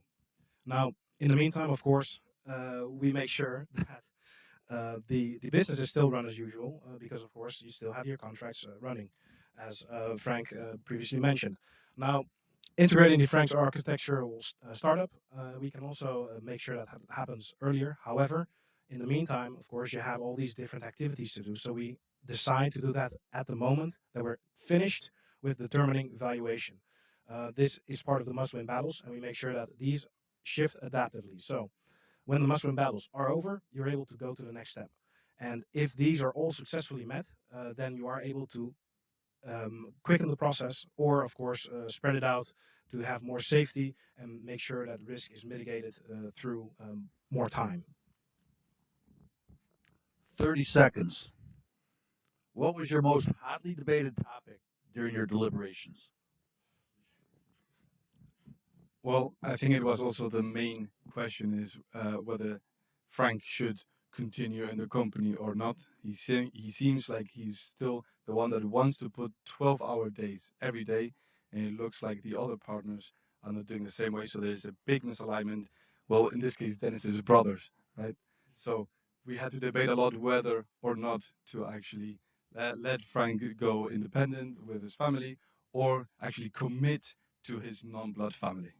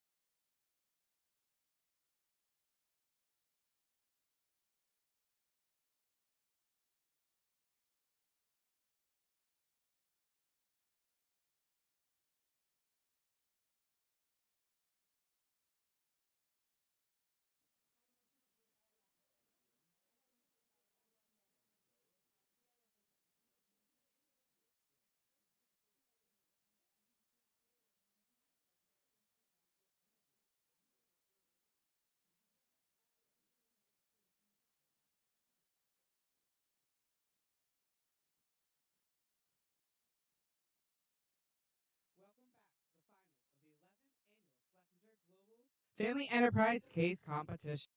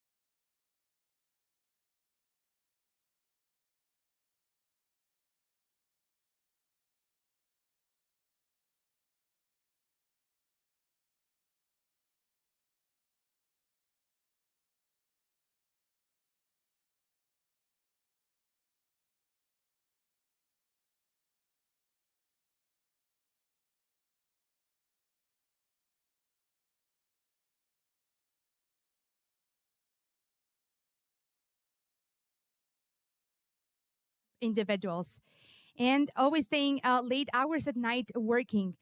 And after some years, I've realized of how important is protecting the wealth of a family so that the parents can look out for their kids in the future. Hi, my name is Paola, and alongside with my colleagues, Carla, Andrea, and Fernanda, we are Horizon Consulting. And today, we aim to address the current challenges of the company, Premier Real Estate Development, to ensure the long-term success and continuity not only of the company, but of the three families that are involved. This is the content that we're going to see throughout the presentation, so let's start off with a brief overview of the company.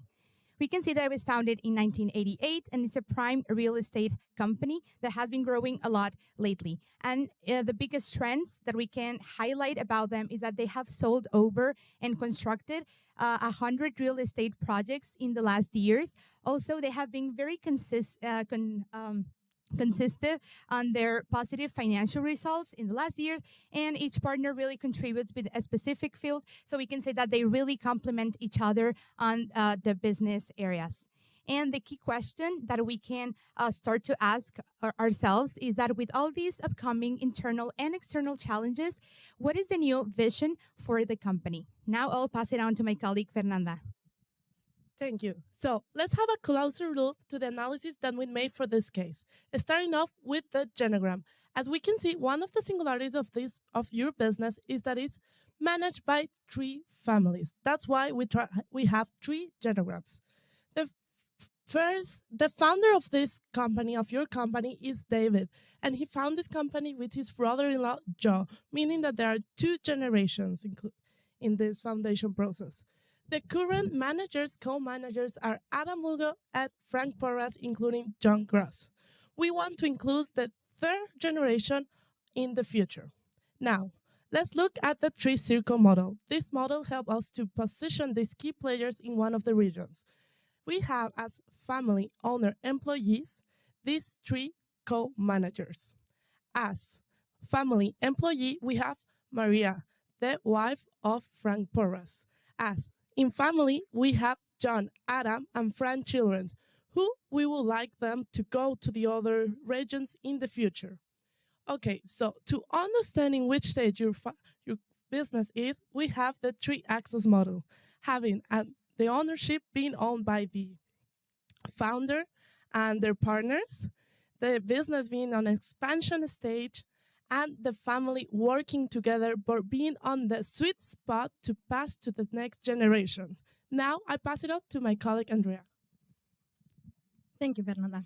Well, now let's take a closer look at the challenges that you currently face.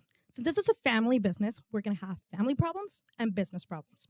Regarding the family side, we can see that there has been a geographic dispersion, given that not all the managers now work in the same country. One of them, John, is now living in the USA, and the other two, Adam and Frank, are now in Mexico. There's also different career objectives, given that the children of the managers do not seek, not all of them seek to pursue a career within the company. And there's a large age gap in the second generation, given that some of them are adults and others are not even near to contemplate a future in the company. On the business side, we can see in their country that there are unpredictable law regulations that they've been needing to comply in recent years. There's also a rising tax burdens and costs, and there's increasing market competition in their country. Lastly, we can move on to the family business issues, where Frank desires to leave the company, given that in recent years, him, Frank, and Adam, the managing partners of day-to-day operations, haven't been agreeing on many aspects, which has led to Frank contemplate what the future of the company will be and his role and his family's role in it. There's also a lack of governance structure, given that there's not the board of directors exists, but only on paper. They do not operate formally, and there's also non-existent mechanisms that are essential for family business enterprises, such as the succession plan, the family council, the and others. And there's also an absence of a succession plan for family members, given that there are no rules set in place for the entrance and exit of managing partners, board of directors, and there's also not a strategy for the transfer of shares. So, now that we know what the current challenges that you are facing, we've established that our goal is to develop a strategy to ensure the continuity of the company while protecting the owner-partner individual aspirations. In order to achieve this, we developed the following alternatives, which would be the first one, dissolving the company, where we would dissolve the partnership between the three owners and liquidate their assets, so they will be able to pursue other professional or personal endeavors. The second alternative is to develop a continuity plan, where we will establish the continuity plan in the short term and long term, so we ensure the transition to the next generation. And lastly, the buying out Frank alternative, where we would buy Frank's shareholder stakes, giving him the freedom to pursue any other professional endeavors as he has been contemplating in the past. Now, in order to decide which is the best course of action, we use the following decision matrix, where we take into consideration ensuring the continuity of the company, protecting the shareholders' interests and feasibility. And after assessing each alternative with the criteria, we've established that the alternative that fits most our company and will help us achieve the most goals is the second alternative. So now I'll pass it off to my colleague, Carla, who will talk you through the first stage of our strategy. Thank you, Andrea. So developing a continuity plan sounds great, but what we actually wanted to do is, or how we call it, is the bet solution, because it actually represents how it feels to open a business in Mexico. It's almost a bet. So this is a 3-step plan of the big picture to establish and finally to transfer. A little bit of how it looks like is actually looking at the bigger picture and analyzing the implications of Frank actually leaving the company and start his own. Then we will establish a complete governance structure with all of the things that will ensure a more effective family communication and a very good transition of the family to finally pass to the transfer part, to where we are going to transfer the legacy to future generation by setting the rules regarding the exit and entrance of new players and everything about the company shares. So to start with the big picture, well, first of all, when we do all of these steps correctly, we can guarantee the company's continuity while protecting the shareholders' interests. So now, finally, moving into the big picture part, first of all, let's talk about how is it to open a business in Mexico. So now we're trying to talk to Frank and let him know, is opening a new business a good idea? That's why we develop a SWOT analysis, where if he does, he will have all of the experience he had gained throughout the years. And also his sons are capable. They can be a great team. And actually they will be the 100% owners of a company that we don't know how it's going to do, but they're going to be the owners of it. Then they have weakness. For example, the family relations can be threatened, but also we think really important is that he needs to sell all of his stakes. So what we can see about this is that he actually doesn't have any funds to do it. So it's a bet. Either he makes a lot of money and become millionaire with his new business idea, or he loses all. Of course, he has a lot of opportunities when he can expand the business, he can be the leader, they can have a new vision and everything, and he can retire, but actually retiring when having a new business at your late 50s, I don't think that's retirement actually. And finally, threats. When we're talking about business in Mexico, we know by firsthand that almost 90% of business in Mexico don't even last 5 years. So talking about a 35-year-old business, it's a really good achievement. It's almost impossible. It was almost a bet when everything went good. And he's trying to throw it all to the trash. Also, more than 80% of the companies in Mexico are small or medium business. And he has this large business with more than 600,000 houses constructed. He has done amazing. The company has done amazing. And we think that throwing it all to the trash is not the best idea. So if we keep analyzing the owner's family, so now we convince Frank that this is a great idea. But let's talk about the rest of the members of the company. The Gross family don't even live in Mexico. They have a little interest in the business because they have been able to explore all of the interests they have, and actually they're doing great. They have promising careers. So telling them now you're gonna move to Mexico and be the CEO of this company might not seem very good for them. The Lugo family, they live in Mexico, but they're too young. We cannot even start asking ourselves if they're gonna suit the position of the CEO or owners of the company yet, because we don't even know if they like it. Finally, the Porras family that also live in Mexico, they have the interest in the business or are actually working on it, and they have a business, and this construction is also a frequent topic of communication, so they know about it. So how are we gonna tell them about this? Is if Frank leaves the company, there won't be any more continuity opportunity. So Frank is their only opportunity because actually he's been really important for the company. He's been there almost since it was founded. And not only for him, but for the rest of the members, protecting wealth is a priority. And nowadays is the perfect opportunity because they're in good relationships. They have a good terms right now. They're able and they are willing to speak about the future of the company. So nowadays, with the shareholders' loyalty, trust, and generosity, it's the perfect time to actually hold a meeting in order to discuss Frank's plan. Let them know that he's actually wondering if leaving the company would be a good idea, but always keeping in mind the bigger picture of the company. We are going to do all of this through the family council. So what Frank wants is his family being involved. To achieve this, we have three main steps. First, we have to evaluate them, get to know each of their profiles and their opportunities inside of the company. How we're going to do this? By testing and evaluating them based on experience, abilities, all of the psychomatic stuff that will be really important to know if they're suitable for the company. We're going to define the roles where they can be inside of it and having interviews. Then we will, if they're suit a spot, we can employ them. Giving them a spot in the company, they don't have to be CEO right away. They can start in something that they will bring a lot of value to the company. And what we actually want here is they were already considering stepping out of the company. So maybe their love and trust for it is not as strong as it was before. So we want them, as we say in Mexico, to wear the company's t-shirt, to really feel a part of it and be really involved in all of the operation of it. To finally train them and develop a career. So maybe in the next years, they can be the CEO of the company through education programs, leadership programs, constantly evaluating and integrating them and make them feel that they actually have a future in it. This does not only apply to Frank's family, but they're the ones that may be suitable for the position right now, but we can look further into it next. So back to you, Paula. Thank you, Carla. Now let's look forward to the second part of our strategy, which is to establish an integral and complete governance structure for the company.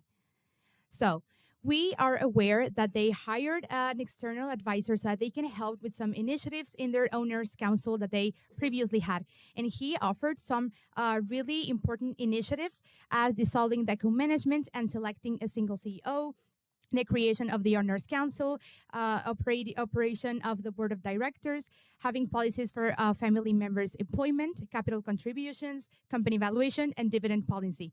However, all of the owners did communicate that these topics did not include complicated or sensitive subjects that truly reflected the visions of all of the partners. So they really want to have further initiatives on what they have right now and what they want to achieve in the future. future.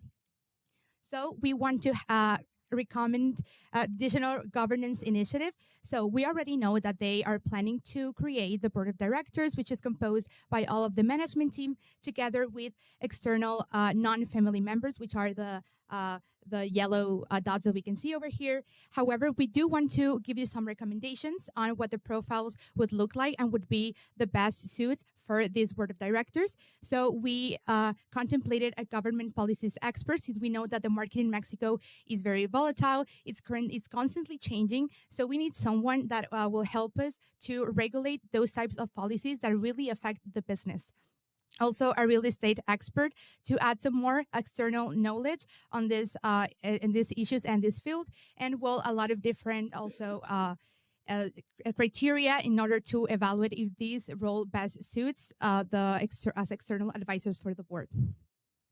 And currently, we want to leverage the current governance structure and the mechanisms that they have so that we can improve them to make them better.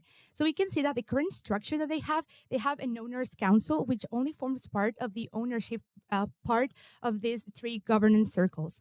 We can also see that the board of directors is the intersection of the three circles, and we want to add a little bit more. So this is what the new structure would look like. So we want to implement a family council in order to attack and address the problems that just involve the family, and also a multi-family office that will address the problems or the issues of family and ownership, of managing all the assets that the family have related to their ownership.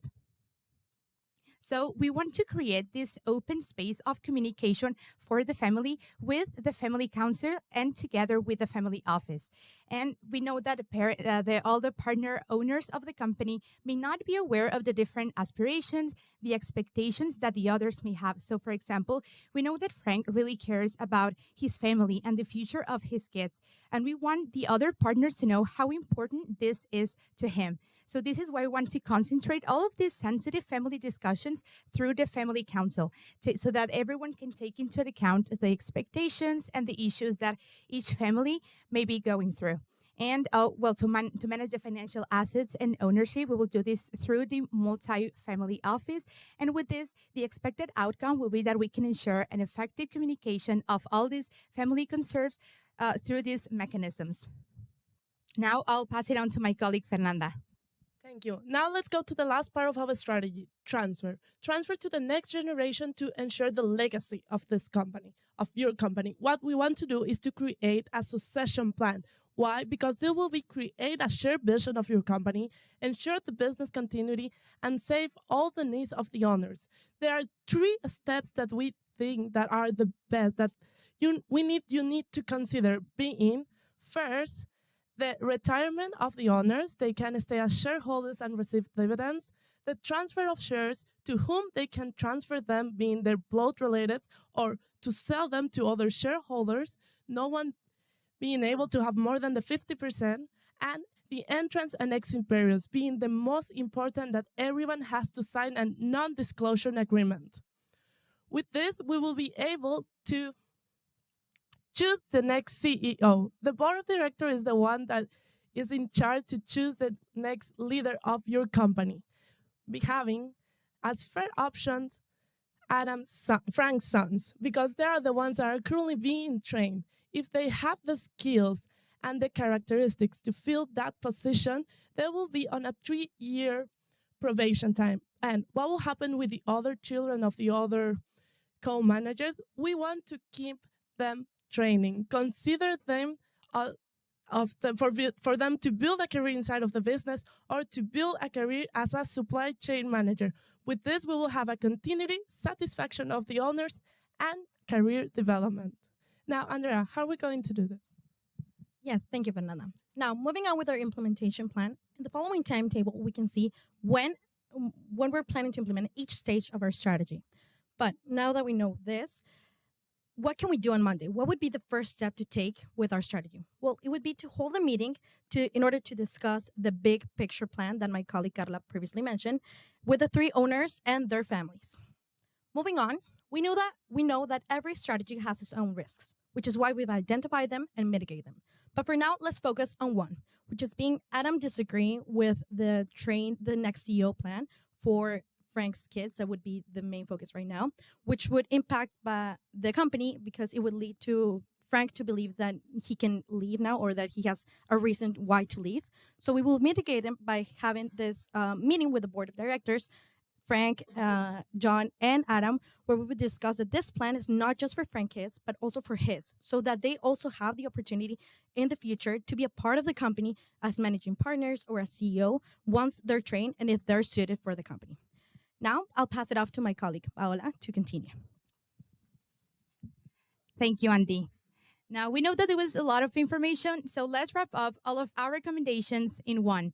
Let's remember our initial objective, which was to develop a strategy that ensures the continuity of the company while protecting the three owners' partners' individual aspirations and expectations. We reviewed some challenges that we identified, and with this, we were able to provide you with a solution which we called the BET strategy, which is conformed by looking at the bigger picture, to establish a complete and integral governance structure, and finally to transfer the legacy to future generations. And with this, the expected outcome of this will be that we can guarantee the company's continuity while still protecting the shareholders' interests. So, after more than 20 years of being in the company, Frank can now contemplate a well-deserved retirement, being sure that his kids will have the future that he wants them to have, and also be sure that the company will continue for more generations to come. Thank you, and we're more than happy to answer any questions you may have.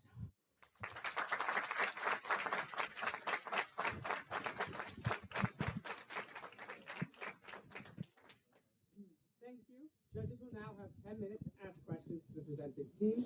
A reminder, all audience members are to remain silent and keep phones silent. Audience members are to refrain from the use of technology during this time.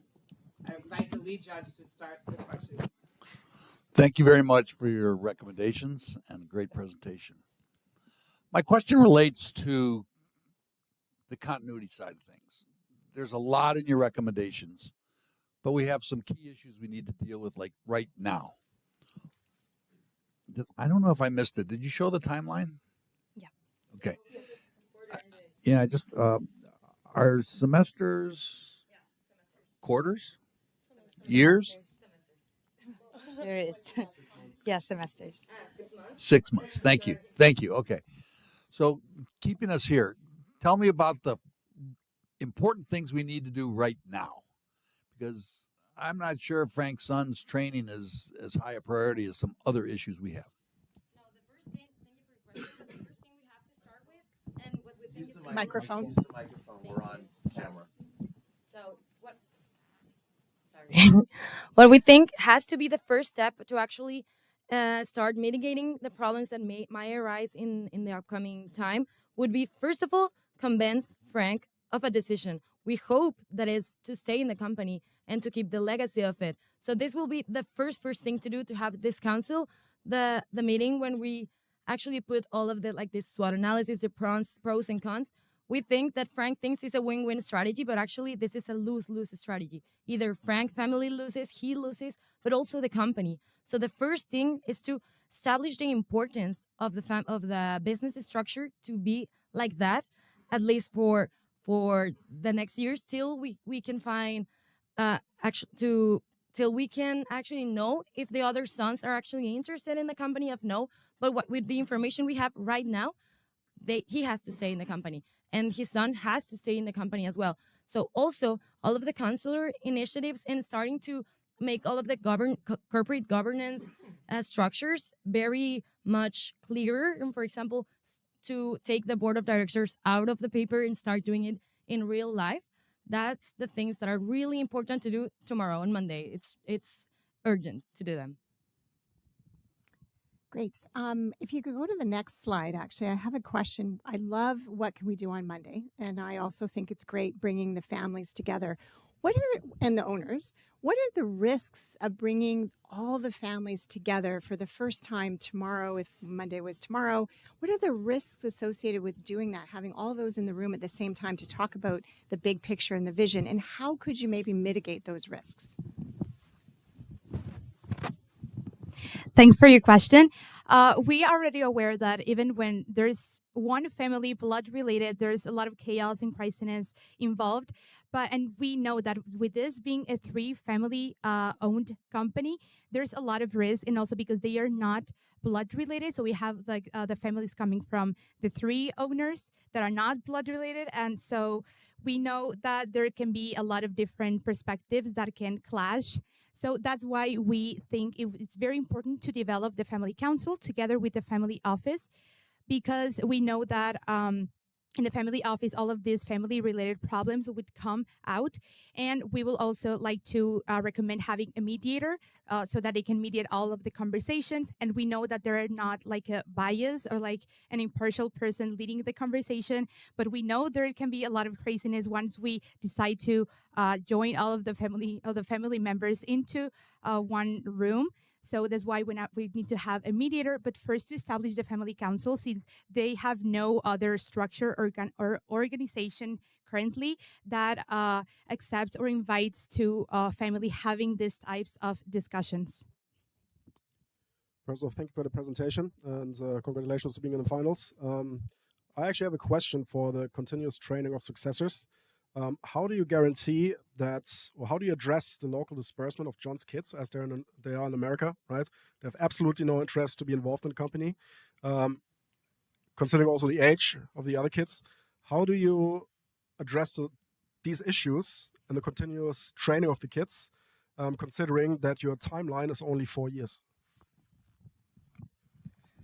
Thank you so much for your question. We have considered going and implementing a longer timeline.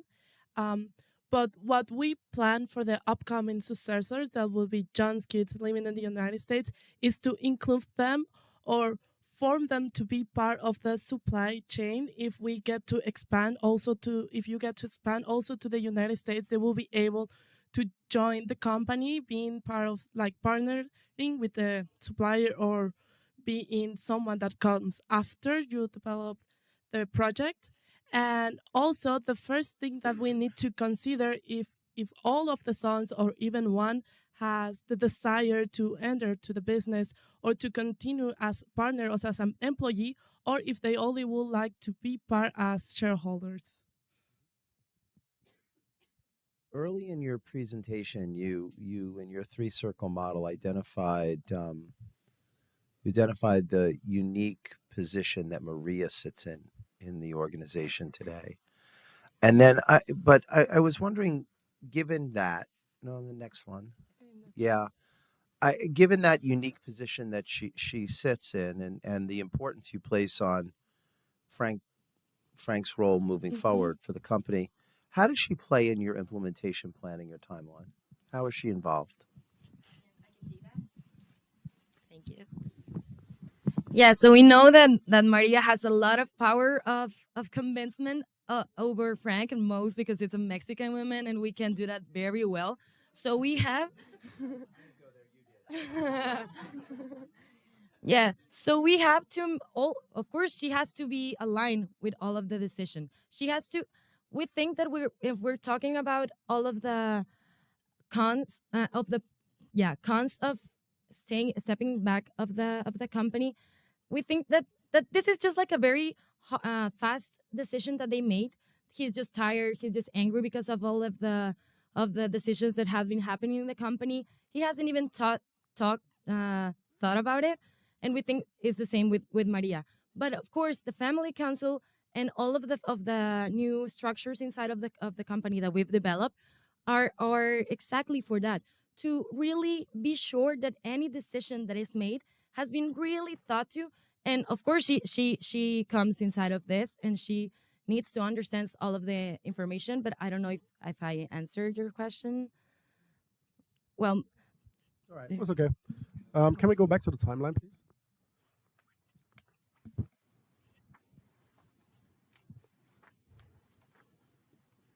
I mean, I'm always focusing on the next generation. Don't you think that the creation of a succession plan within 6 months, considering all members of the next generation, is incredibly short? Yeah. We mainly focus on creating this succession plan for the upcoming CEO, but we want to continue with evaluations and the plan for the future generation. Them being young, we still don't know their abilities or the desire if to continue or not continue to form part as employees or as members, partners. So we will need to look forward to this and sit with the owners to see what the desires for the son and the son's desires are. So to clarify, that's succession plan for the CEO right now. Yeah. Not next generation. Upcoming generation. Okay, it's not for Okay. Could you please go to the decision matrix slide?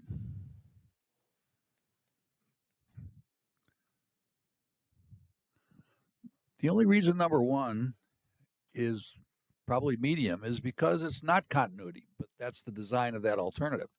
Can you tell us a little bit about your debate internally about how you thought about dissolving versus continuity as the answer?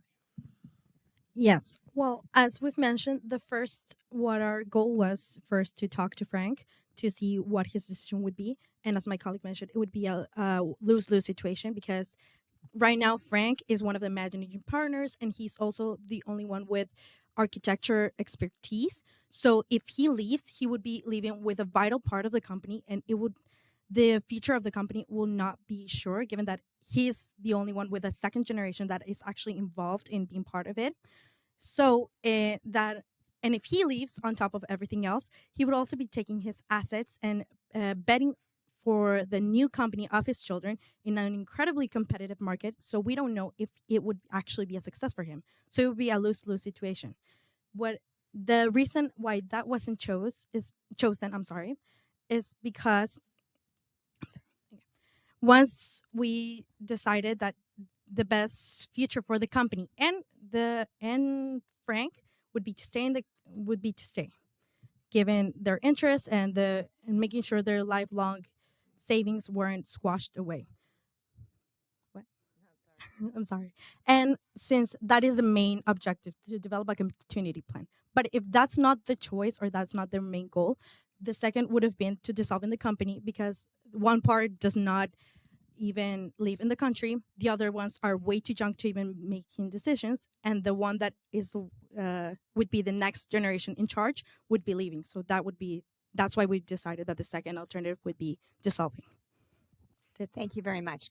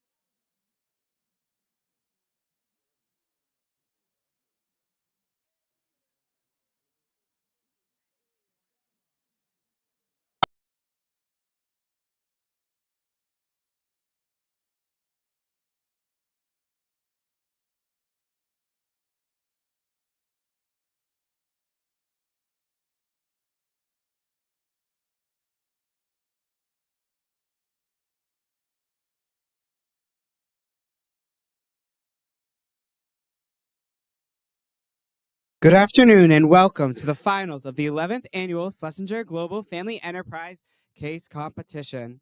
I now request that all observers please be silent and silence all cell phones. Observers are not permitted to use electronic devices during this presentation. At this time, I would like to ask the judges to introduce themselves, stating name, title, and affiliations. May I please request the lead judge begin the introductions? Well, good afternoon. We're so glad to have you here, and first, congratulations on making the finals. We very much look forward to your presentation. My name's Jim Keller, and I own a consulting business in Wyoming. Congratulations on getting here. It's a lot of hard work to make it to this stage, so well done. I'm Wendy Sage Hayward. I'm from Vancouver, Canada, and I am an educator in this field, family enterprise in Canada. I'm the academic director there. I teach families and advisors how to work through family business continuity. I'm also a family business owner with my husband, my brother-in-law, and sister-in-law, and I work with families as a consultant as well. That was quite a mouthful. Cool. Hi, team. My name is Alex. I'm the general manager for Courage Partners Group, based in Singapore. We operate in Southeast Asia and Europe and in the Latin America. On top of that, I'm doing my PhD in ownership succession here with Promodita and the University of Antwerp in Belgium. Greetings, Eddie. Good afternoon. My name is Adam Ifshin. I'm the co-founder and CEO of DLC here in the United States. Thank you, judges, for those lovely introductions. I would like to introduce the team from Grand Valley State University. The team will have 20 minutes to present. The time remaining will be displayed on this laptop.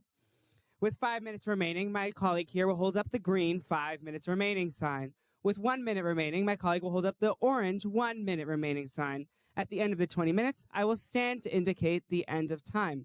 The team will then have 30 seconds to complete their last sentence.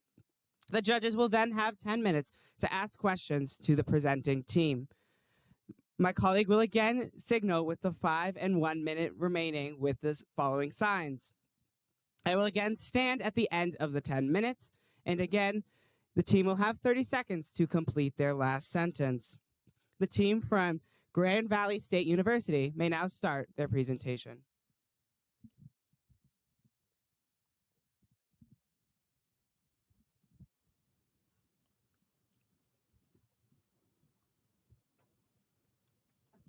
Picture this. You're building a house. In order to do so, you'll need to consider various things. How many rooms should it have? What style should it be? Most importantly, you'll need to ensure it has a strong foundation. A business is very similar. There are so many things to consider, from succession, ownership, to all key stakeholders. Today, we will be discussing Premier, a business that has built hundreds of homes, and how to ensure its future success. Here is an overview of our table of contents. Starting off with our introduction, I want to first make it clear the assumption we made that the 6 goals that have been decided on through the second ownership meeting have been implemented at this time. But with that being said, I want to introduce you to the team. Hi, my name is Justin. Hi, I'm Teddy. I'm Abigail. Alina, and we're JTA Squared. Moving into the background, what we like to call the Premier Way. Founded by father and son-in-law in 1988, you guys have been very successful of having a joint leadership style, and you have grown and developed from just building single-family homes to multifamily, as well as luxury opportunities as well. Some key statistics that we want to touch on today is that you have already developed 100 plus properties or projects, and there are over 300,000 homes built. But what we think is more important is that the 3 families have worked besides each other hand in hand for over 35 years. So now, diving into the ownership, we see the pie chart of the current ownership structure with John, your family owning 50%, and Frank and Adam, your families both owning 25% each. And a couple considerations in regards to the ownership is that buy-sell agreements has recently been added after the last family meeting. There's also some potential rising issues, such as the retirement of the managing partners and how to pass on the ownership there, as well as the succession of ownership. Diving into the analysis, or should I say our building blocks, we wanted to start with analyzing the family. So today, the intra-family analysis, I should say this is. So all three of you guys. And we used there are two different dimensions on this Olson circumplex model. The first being flexibility, which discusses the flexibility of family members' roles within each family. So right now, the families are flexible. And cohesion-wise, cohesion essentially discusses how easily you're able to make decisions together or not. So right now, you are flexibly separated, but due to some reasons that we will discuss in this presentation, you are at risk of becoming flexibly disengaged. Now, I want to move in to the 3-axis dimensions of family business analysis. So the family right now, you guys are somewhere between working together and passing the baton due to the fact that each family has future generation members and current generation members ranging involvement. And then ownership, right now, the company is a partnership. And this we will discuss in moving forward. And right now, the business is mature. So now, looking at the management team, right now, John, you're still the president, and even though you live in the United States with your family, you still make decisions in regards to long-term stuff and don't handle many of the day-to-day things. And then Frank and Adam, you're both co-administrating, and both are in charge of day-to-day operations.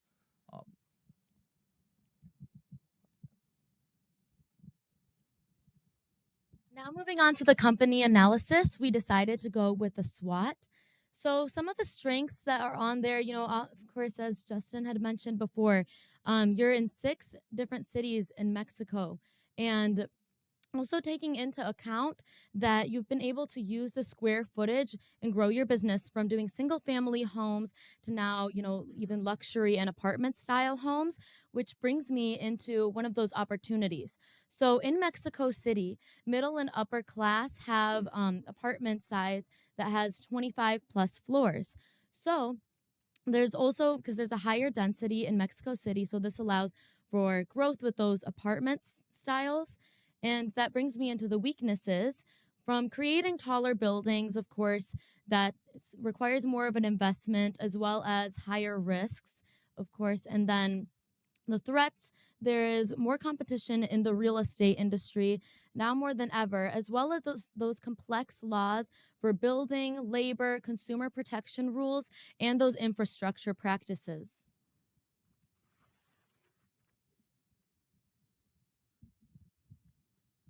So getting into the key issues now, 3 of the key issues that we've identified is the managing partners, you 3 all approaching or getting near retirement age, the succession of the ownership and how to structure that, as well as the misalignment of managing partners. As Adam and Frank, I know there's been some issues in the past on how you view day-to-day operations. And a few of the key considerations that we want to evaluate our options based off of is the interest of the family. We want to make sure the longevity and the wealth of all the families are being considered here, as well as the preservation of wealth, making sure that everyone's future success of the family is still intact. And then the riskiness, how viable is this option? Is this going to put anyone in an uncomfortable situation? And then the continuity, making sure that we can try to keep things together.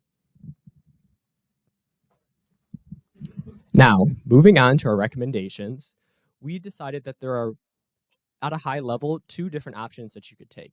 Keeping the families together and continuing the business as is, or separating the partnership and the family starting to divest and go in their own ways. So first, touching on keeping the business together, the first option is obviously doing nothing, making no recommendations. And that is our recommendation here today. Thank you so much. No, just kidding. Of course not. We already talked about those issues. We already said that we need to put something in place to fix those issues. But Frank, I thought you might have been falling asleep on me. I had to make sure you were awake. So we talked about why that doesn't work. But as you see here, this JTA squared recommendation is obviously what we chose in future because it checks all those boxes that Teddy was talking about earlier. We'll get into more about what that means, but right now what I want to touch on is why we didn't choose to separate the partnership. So we think that separating the partnership could look three different ways. The first would be Frank buying out the partners. Frank, you would buy out your two partners and their family members, and you would continue to run the business and bring in your next generation and start developing them, mentoring them so that they can eventually take over the business. While this helps with your familiar interest in the family or in the business, it's not even possible. You said that you wouldn't be able to do it without an installment plan, as well as it ruins the continuity of the business. As I talked about, you guys have worked together for 35 years and you have built such a great business up. So that is why the riskiness is also not a complete check mark, because that could produce, or that has the potential risk of changing the direction of the business. Next, the partners buying out Frank's stake, and then Frank, you using that additional capital to start your own business. This is the most risky recommendation. As Teddy and Abby both talked about earlier, the industry is highly competitive, as well as the new rules and regulations are going to continue to make it more complex. This also destroys the continuity. As we talked about, if the family, the three of you, John, Adam, and Frank, have worked very well together and you have complementary strengths, so working and going off on your own, you would lose those strengths of your other partners. And then finally, the partners deciding to sell the business altogether. All three of you exiting out of the business, selling to a larger real estate company. We don't think this works because it's not even in the family's interest. The next generation of Frank, your children, you would still have to start another business. And I talked about earlier why that would not work, as well as Adam, while your generation of family members aren't in the business yet, they haven't had the full opportunity to try out the business, start developing that experience, and seeing if it is a good opportunity. So if they end up wanting to go into real estate, you would have to follow along the lines of Frank and start your own business. And like we said, continuity, sticking together is obviously the best choice. So now, what does that JTA squared recommendation look like? Firstly, restructuring the ownership shares to include ownership stock as well as voting stock. And we'll touch more on why we want to do this later. But if there are family members in the business, like Adam, some of yours decide to come in the business, some don't, well, you still have built up the business and put a lot of effort into it, and you want to give your family members, help them, reap that reward, get some of that investment. So they may still be able to be owners, but they may not want to be as involved in making decisions. So for that reason. Next would be for Frank and Adam to start buying out, John, your shares over a long period of time, as you are reaching that retirement age and becoming less and less involved in the business.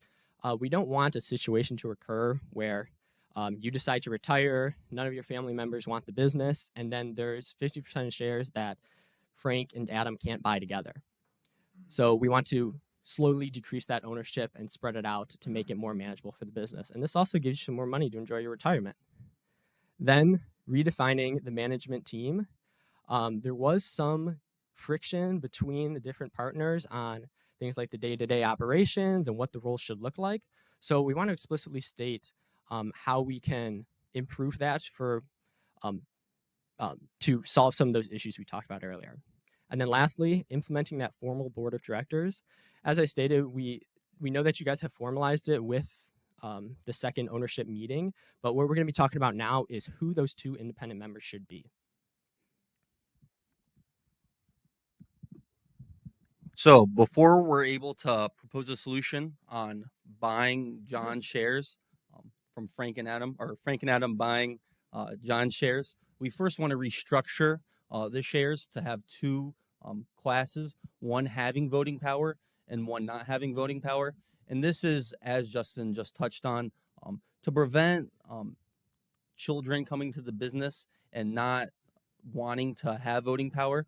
So this is to help you, John, as you've mentioned that you don't think your children are interested in being part of the business, but you could see them wanting to be invested in the business. So this gives them that opportunity.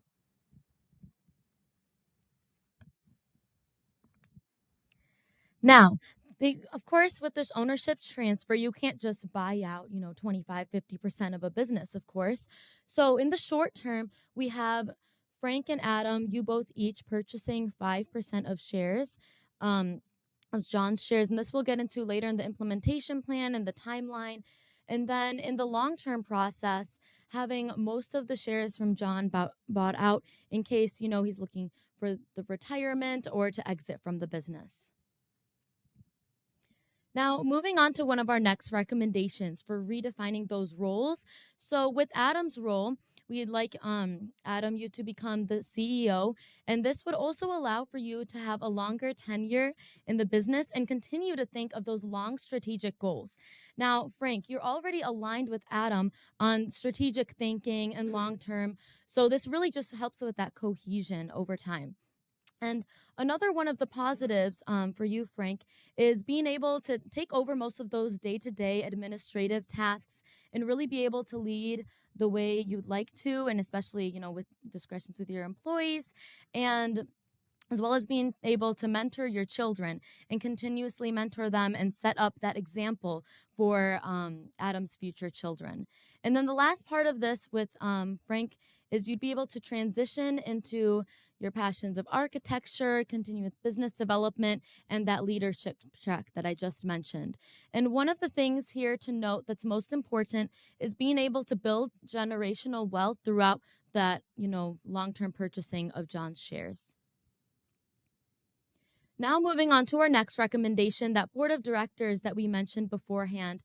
So being able to have the shareholders as a part of it, John, you would be elected as a chairman, as you are one of the founders of the business and, have so much experience in the industry, as well as Adam, the CEO, that is essential for a board member, and Frank, and now external board members.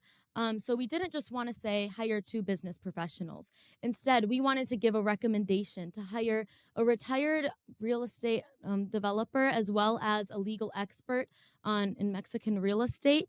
This is due to those threats that the business had with all the laws coming up, as well as the laws with labor. And then decision making. So by having an odd amount of people on the board, this allows for the best type of decision making. So we wanted to create a 3/5 majority rule. So that allows the shareholders, John, Adam, and you, Frank, to be able to make those shareholder decisions.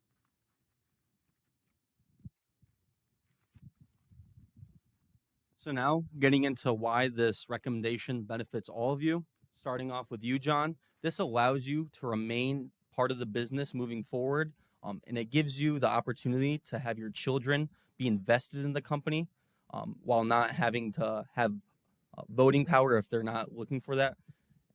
And it also lets you be able to liquidate some of your shares. Frank, this is beneficial for you as this, most importantly, allows your children to be working in the business going forward. And it also allows you to get more equity in the business to help preserve that family wealth. And Adam, similarly for you, this also would allow you to have your children become part of the business and gain more equity if they are interested. And this also would allow you to become CEO and make more of those long-term strategic decisions. And most importantly for everyone, this is keeping the premier real estate development business together. Now that we have laid out the blueprint for a successful future, we do need to address the risks and mitigating factors. So the first recommendation that I will discuss is the hiring of an external CEO. Now, 2 risks is that this is a costly investment and there may be potential disconnect in the beginning between the COO and everyone else because there is always that adjustment period when you hire someone new. However, a mitigating factor is that increases efficiency and ability to accomplish goals, which will be worthwhile for the future. A second recommendation was making Adam the CEO. And there may be a perceived imbalance of power between Adam and Frank in the future, but what mitigates this is the fact that Frank is able to focus on what you want to focus on in the future, and such as providing smooth business continuity. The third recommendation we discussed today was making those changes to the board of directors. And this will increase governance complexity, which is always a risk, and it may decrease the amount of the quickness of decision making, I should say.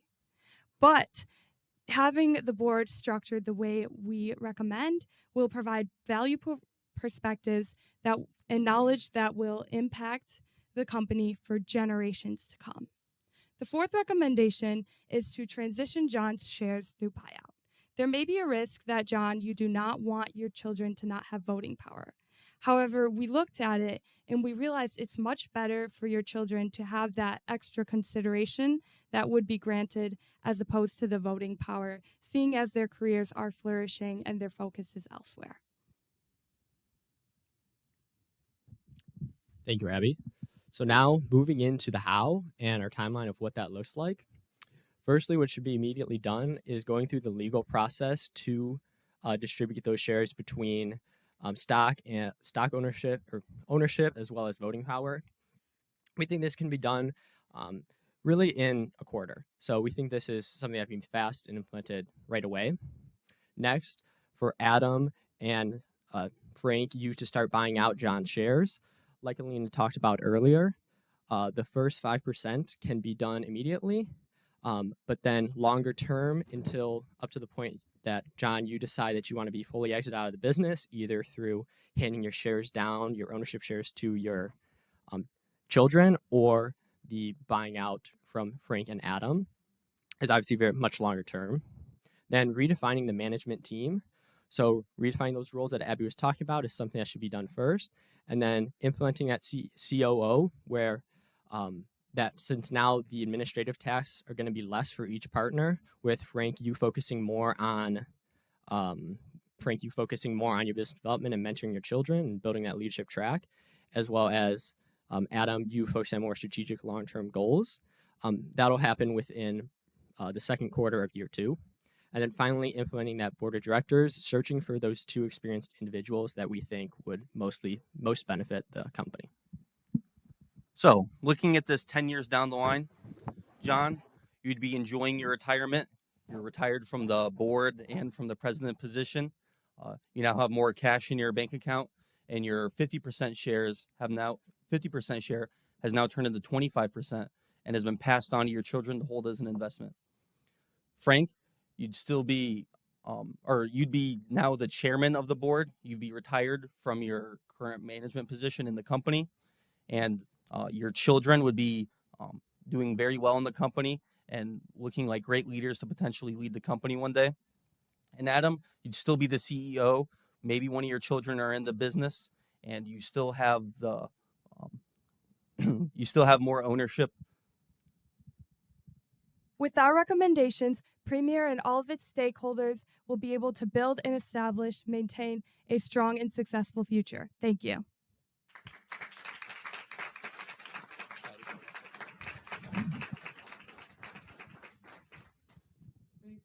Judges will now have 10 minutes to ask questions to the presenting team. Audience members are reminded to stay silent and keep phones silenced. Audience members are also too afraid to use electronic devices. Now ask the lead judge to begin the question and answer period. Thank you so much. Very well done. I appreciate that. If you could flip back 2 slides to the implementation and timeline. Your recommendations follow the blue. I won't repeat that. But what about our family issues? I don't see anything here in terms of the family side in solutions. We have some little conflicting going on between the 3 families and even within the families. So tell me a little bit about your discussions of why we're missing the family side as opposed to focusing on ownership and management and governance. Yeah, I can start off with this one. So on the family side of the business, we don't see that most of the friction is caused by differences in management style on those day-to-day operations. Frank, do you think that maybe Adam shouldn't be spending so much time fighting fires and thinking more long-term? And then, John, you're always there as the mediator, telling them, boys, stop it, So we think that by you getting out of those administrative tasks that you don't like, you're not butting heads with Adam in that sense, and you're focusing on something you do really want to do, which is mentoring your children and building that leadership track for the next generation. And then Adam, even if Frank, you still think Adam, okay, I don't want you fighting fires. Come on, lead the business. That's why he's now doing being the CEO. So, but there still are going to be the fires. So that's why we're recommending the COO to come in and kind of take that role as the firefighter. So hopefully that will reduce the friction between the direction of the business. Does that answer your question? So I think my question is more like a process question. So as my colleague here, he's concerned about Adam taking over as CEO. Is John? And John, as John, I'm also concerned because even though you've got me buying out, which is great, I'm happy with that. I'm concerned about Adam and Frank trying to navigate this new dynamic that they have where Adam is the CEO. And I'm not sure that Frank is actually going to really buy into that. And he's so important to this succession process, right? Because he's got the skill, his wife is the CFO, and he's got the kids who are going to be ready for succession. What's the process that you're going to help us go through to get all of us on side to have Adam here as our CEO? Yes, great question. So one of the main things that we implemented was that board of directors, which would, really help kind of Frank get situated or Adam get situated into the role. And then another part of your question was kind of, if Frank, you're unsure if you want Adam to be the CEO. Well, one of the things that was mentioned to us in the case was that Frank really wanted to go and do business development and architecture. And one of his main things was that he wanted to have the time and finances to be able to mentor his children to go into the business. So on the mentoring side of things, we have him, not as CEO because that, of course, takes more time. As well as, John, you will still be the president of the business for a period of time, as well as, like Lena was saying, all three of you will be on the board of directors. So it's not like Adam is now kind of taken over and is your guys' bosses. There's a nice system that we've created of checks and balances with the board of directors and with John, you still above Adam in the business. Okay. First, thank you very much for the presentation. What would your suggestion be if I'm Adam, right? Yes, I'm Adam. If I, as Adam, actually do not want to become the CEO, and which alternative would you suggest?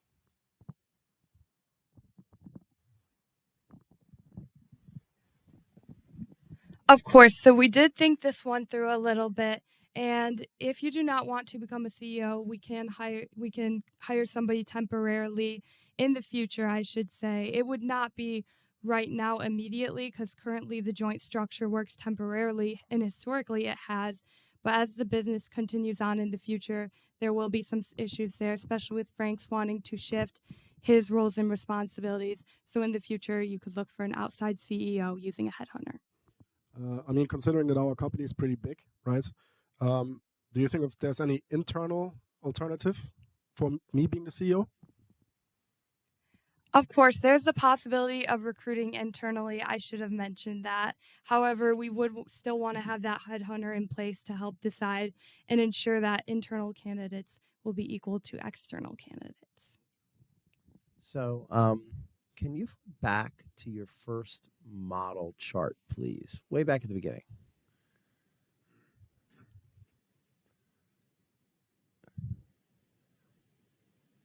Perfect. Thank you. So you raised some fairly significant risks here, I thought. Can you explain to me where you think the family ends up on this chart with the implementation of your plan? What can we expect the best possible outcome to be? With our implementation plan, you would remain in the flexibly separated category because you are 3 different families, so that does help you maintain that separated aspect. But we just really want to prevent you from becoming disengaged and that conflict arising from becoming disengaged. So when we think that one of the ways we're helping mitigate the chance of going into flexibly disengaged is by having the 2 different classes of voting share or the 2 different classes of shares, as well as having Frank and Adam buy out John shares, as his children are potentially not interested in becoming part of the business. So if that arises, then it would be between Frank and Adam to control the company. You're going to hate me. Could you go to your implementation slide again, which is at the end? We hired you for a reason. We have a sense of urgency. I see all elements in year one. What's the priority? Can we get it all done in year one like that? Or what's the priority?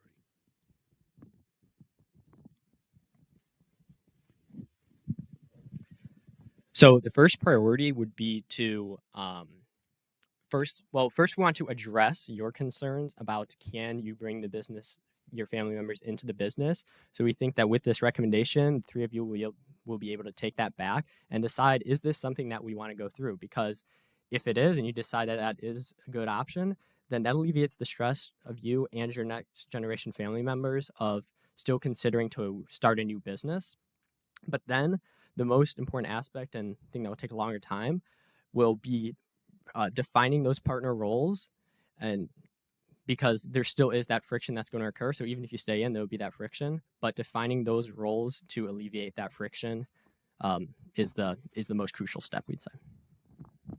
Let's stay with that. But isn't that, I appreciate as an entrepreneur the fact that you're parallel pathing these things and you're moving them quickly.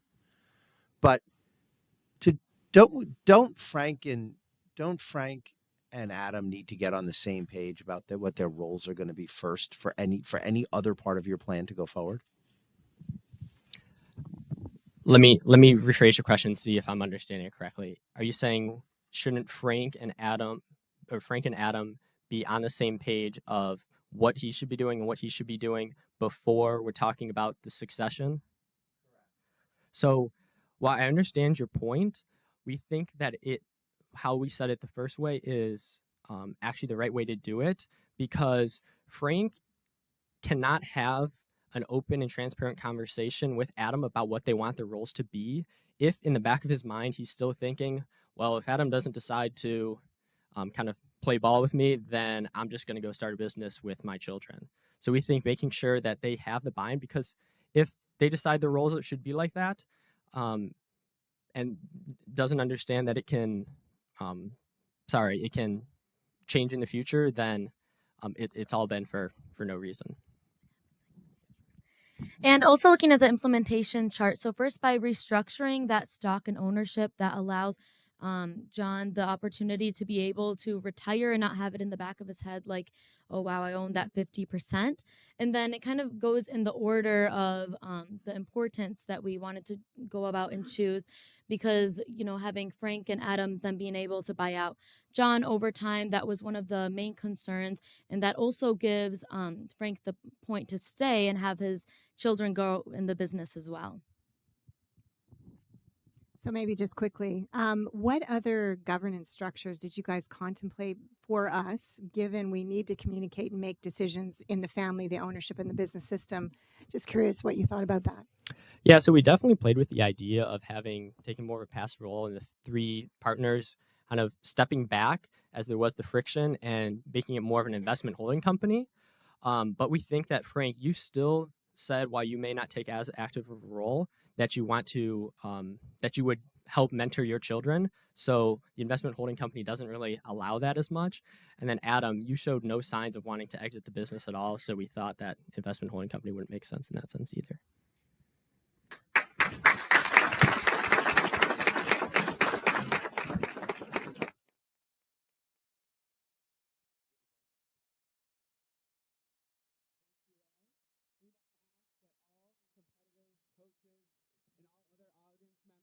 Please exit the room and collect all of your belongings with you, as that was the last presentation. Thank you.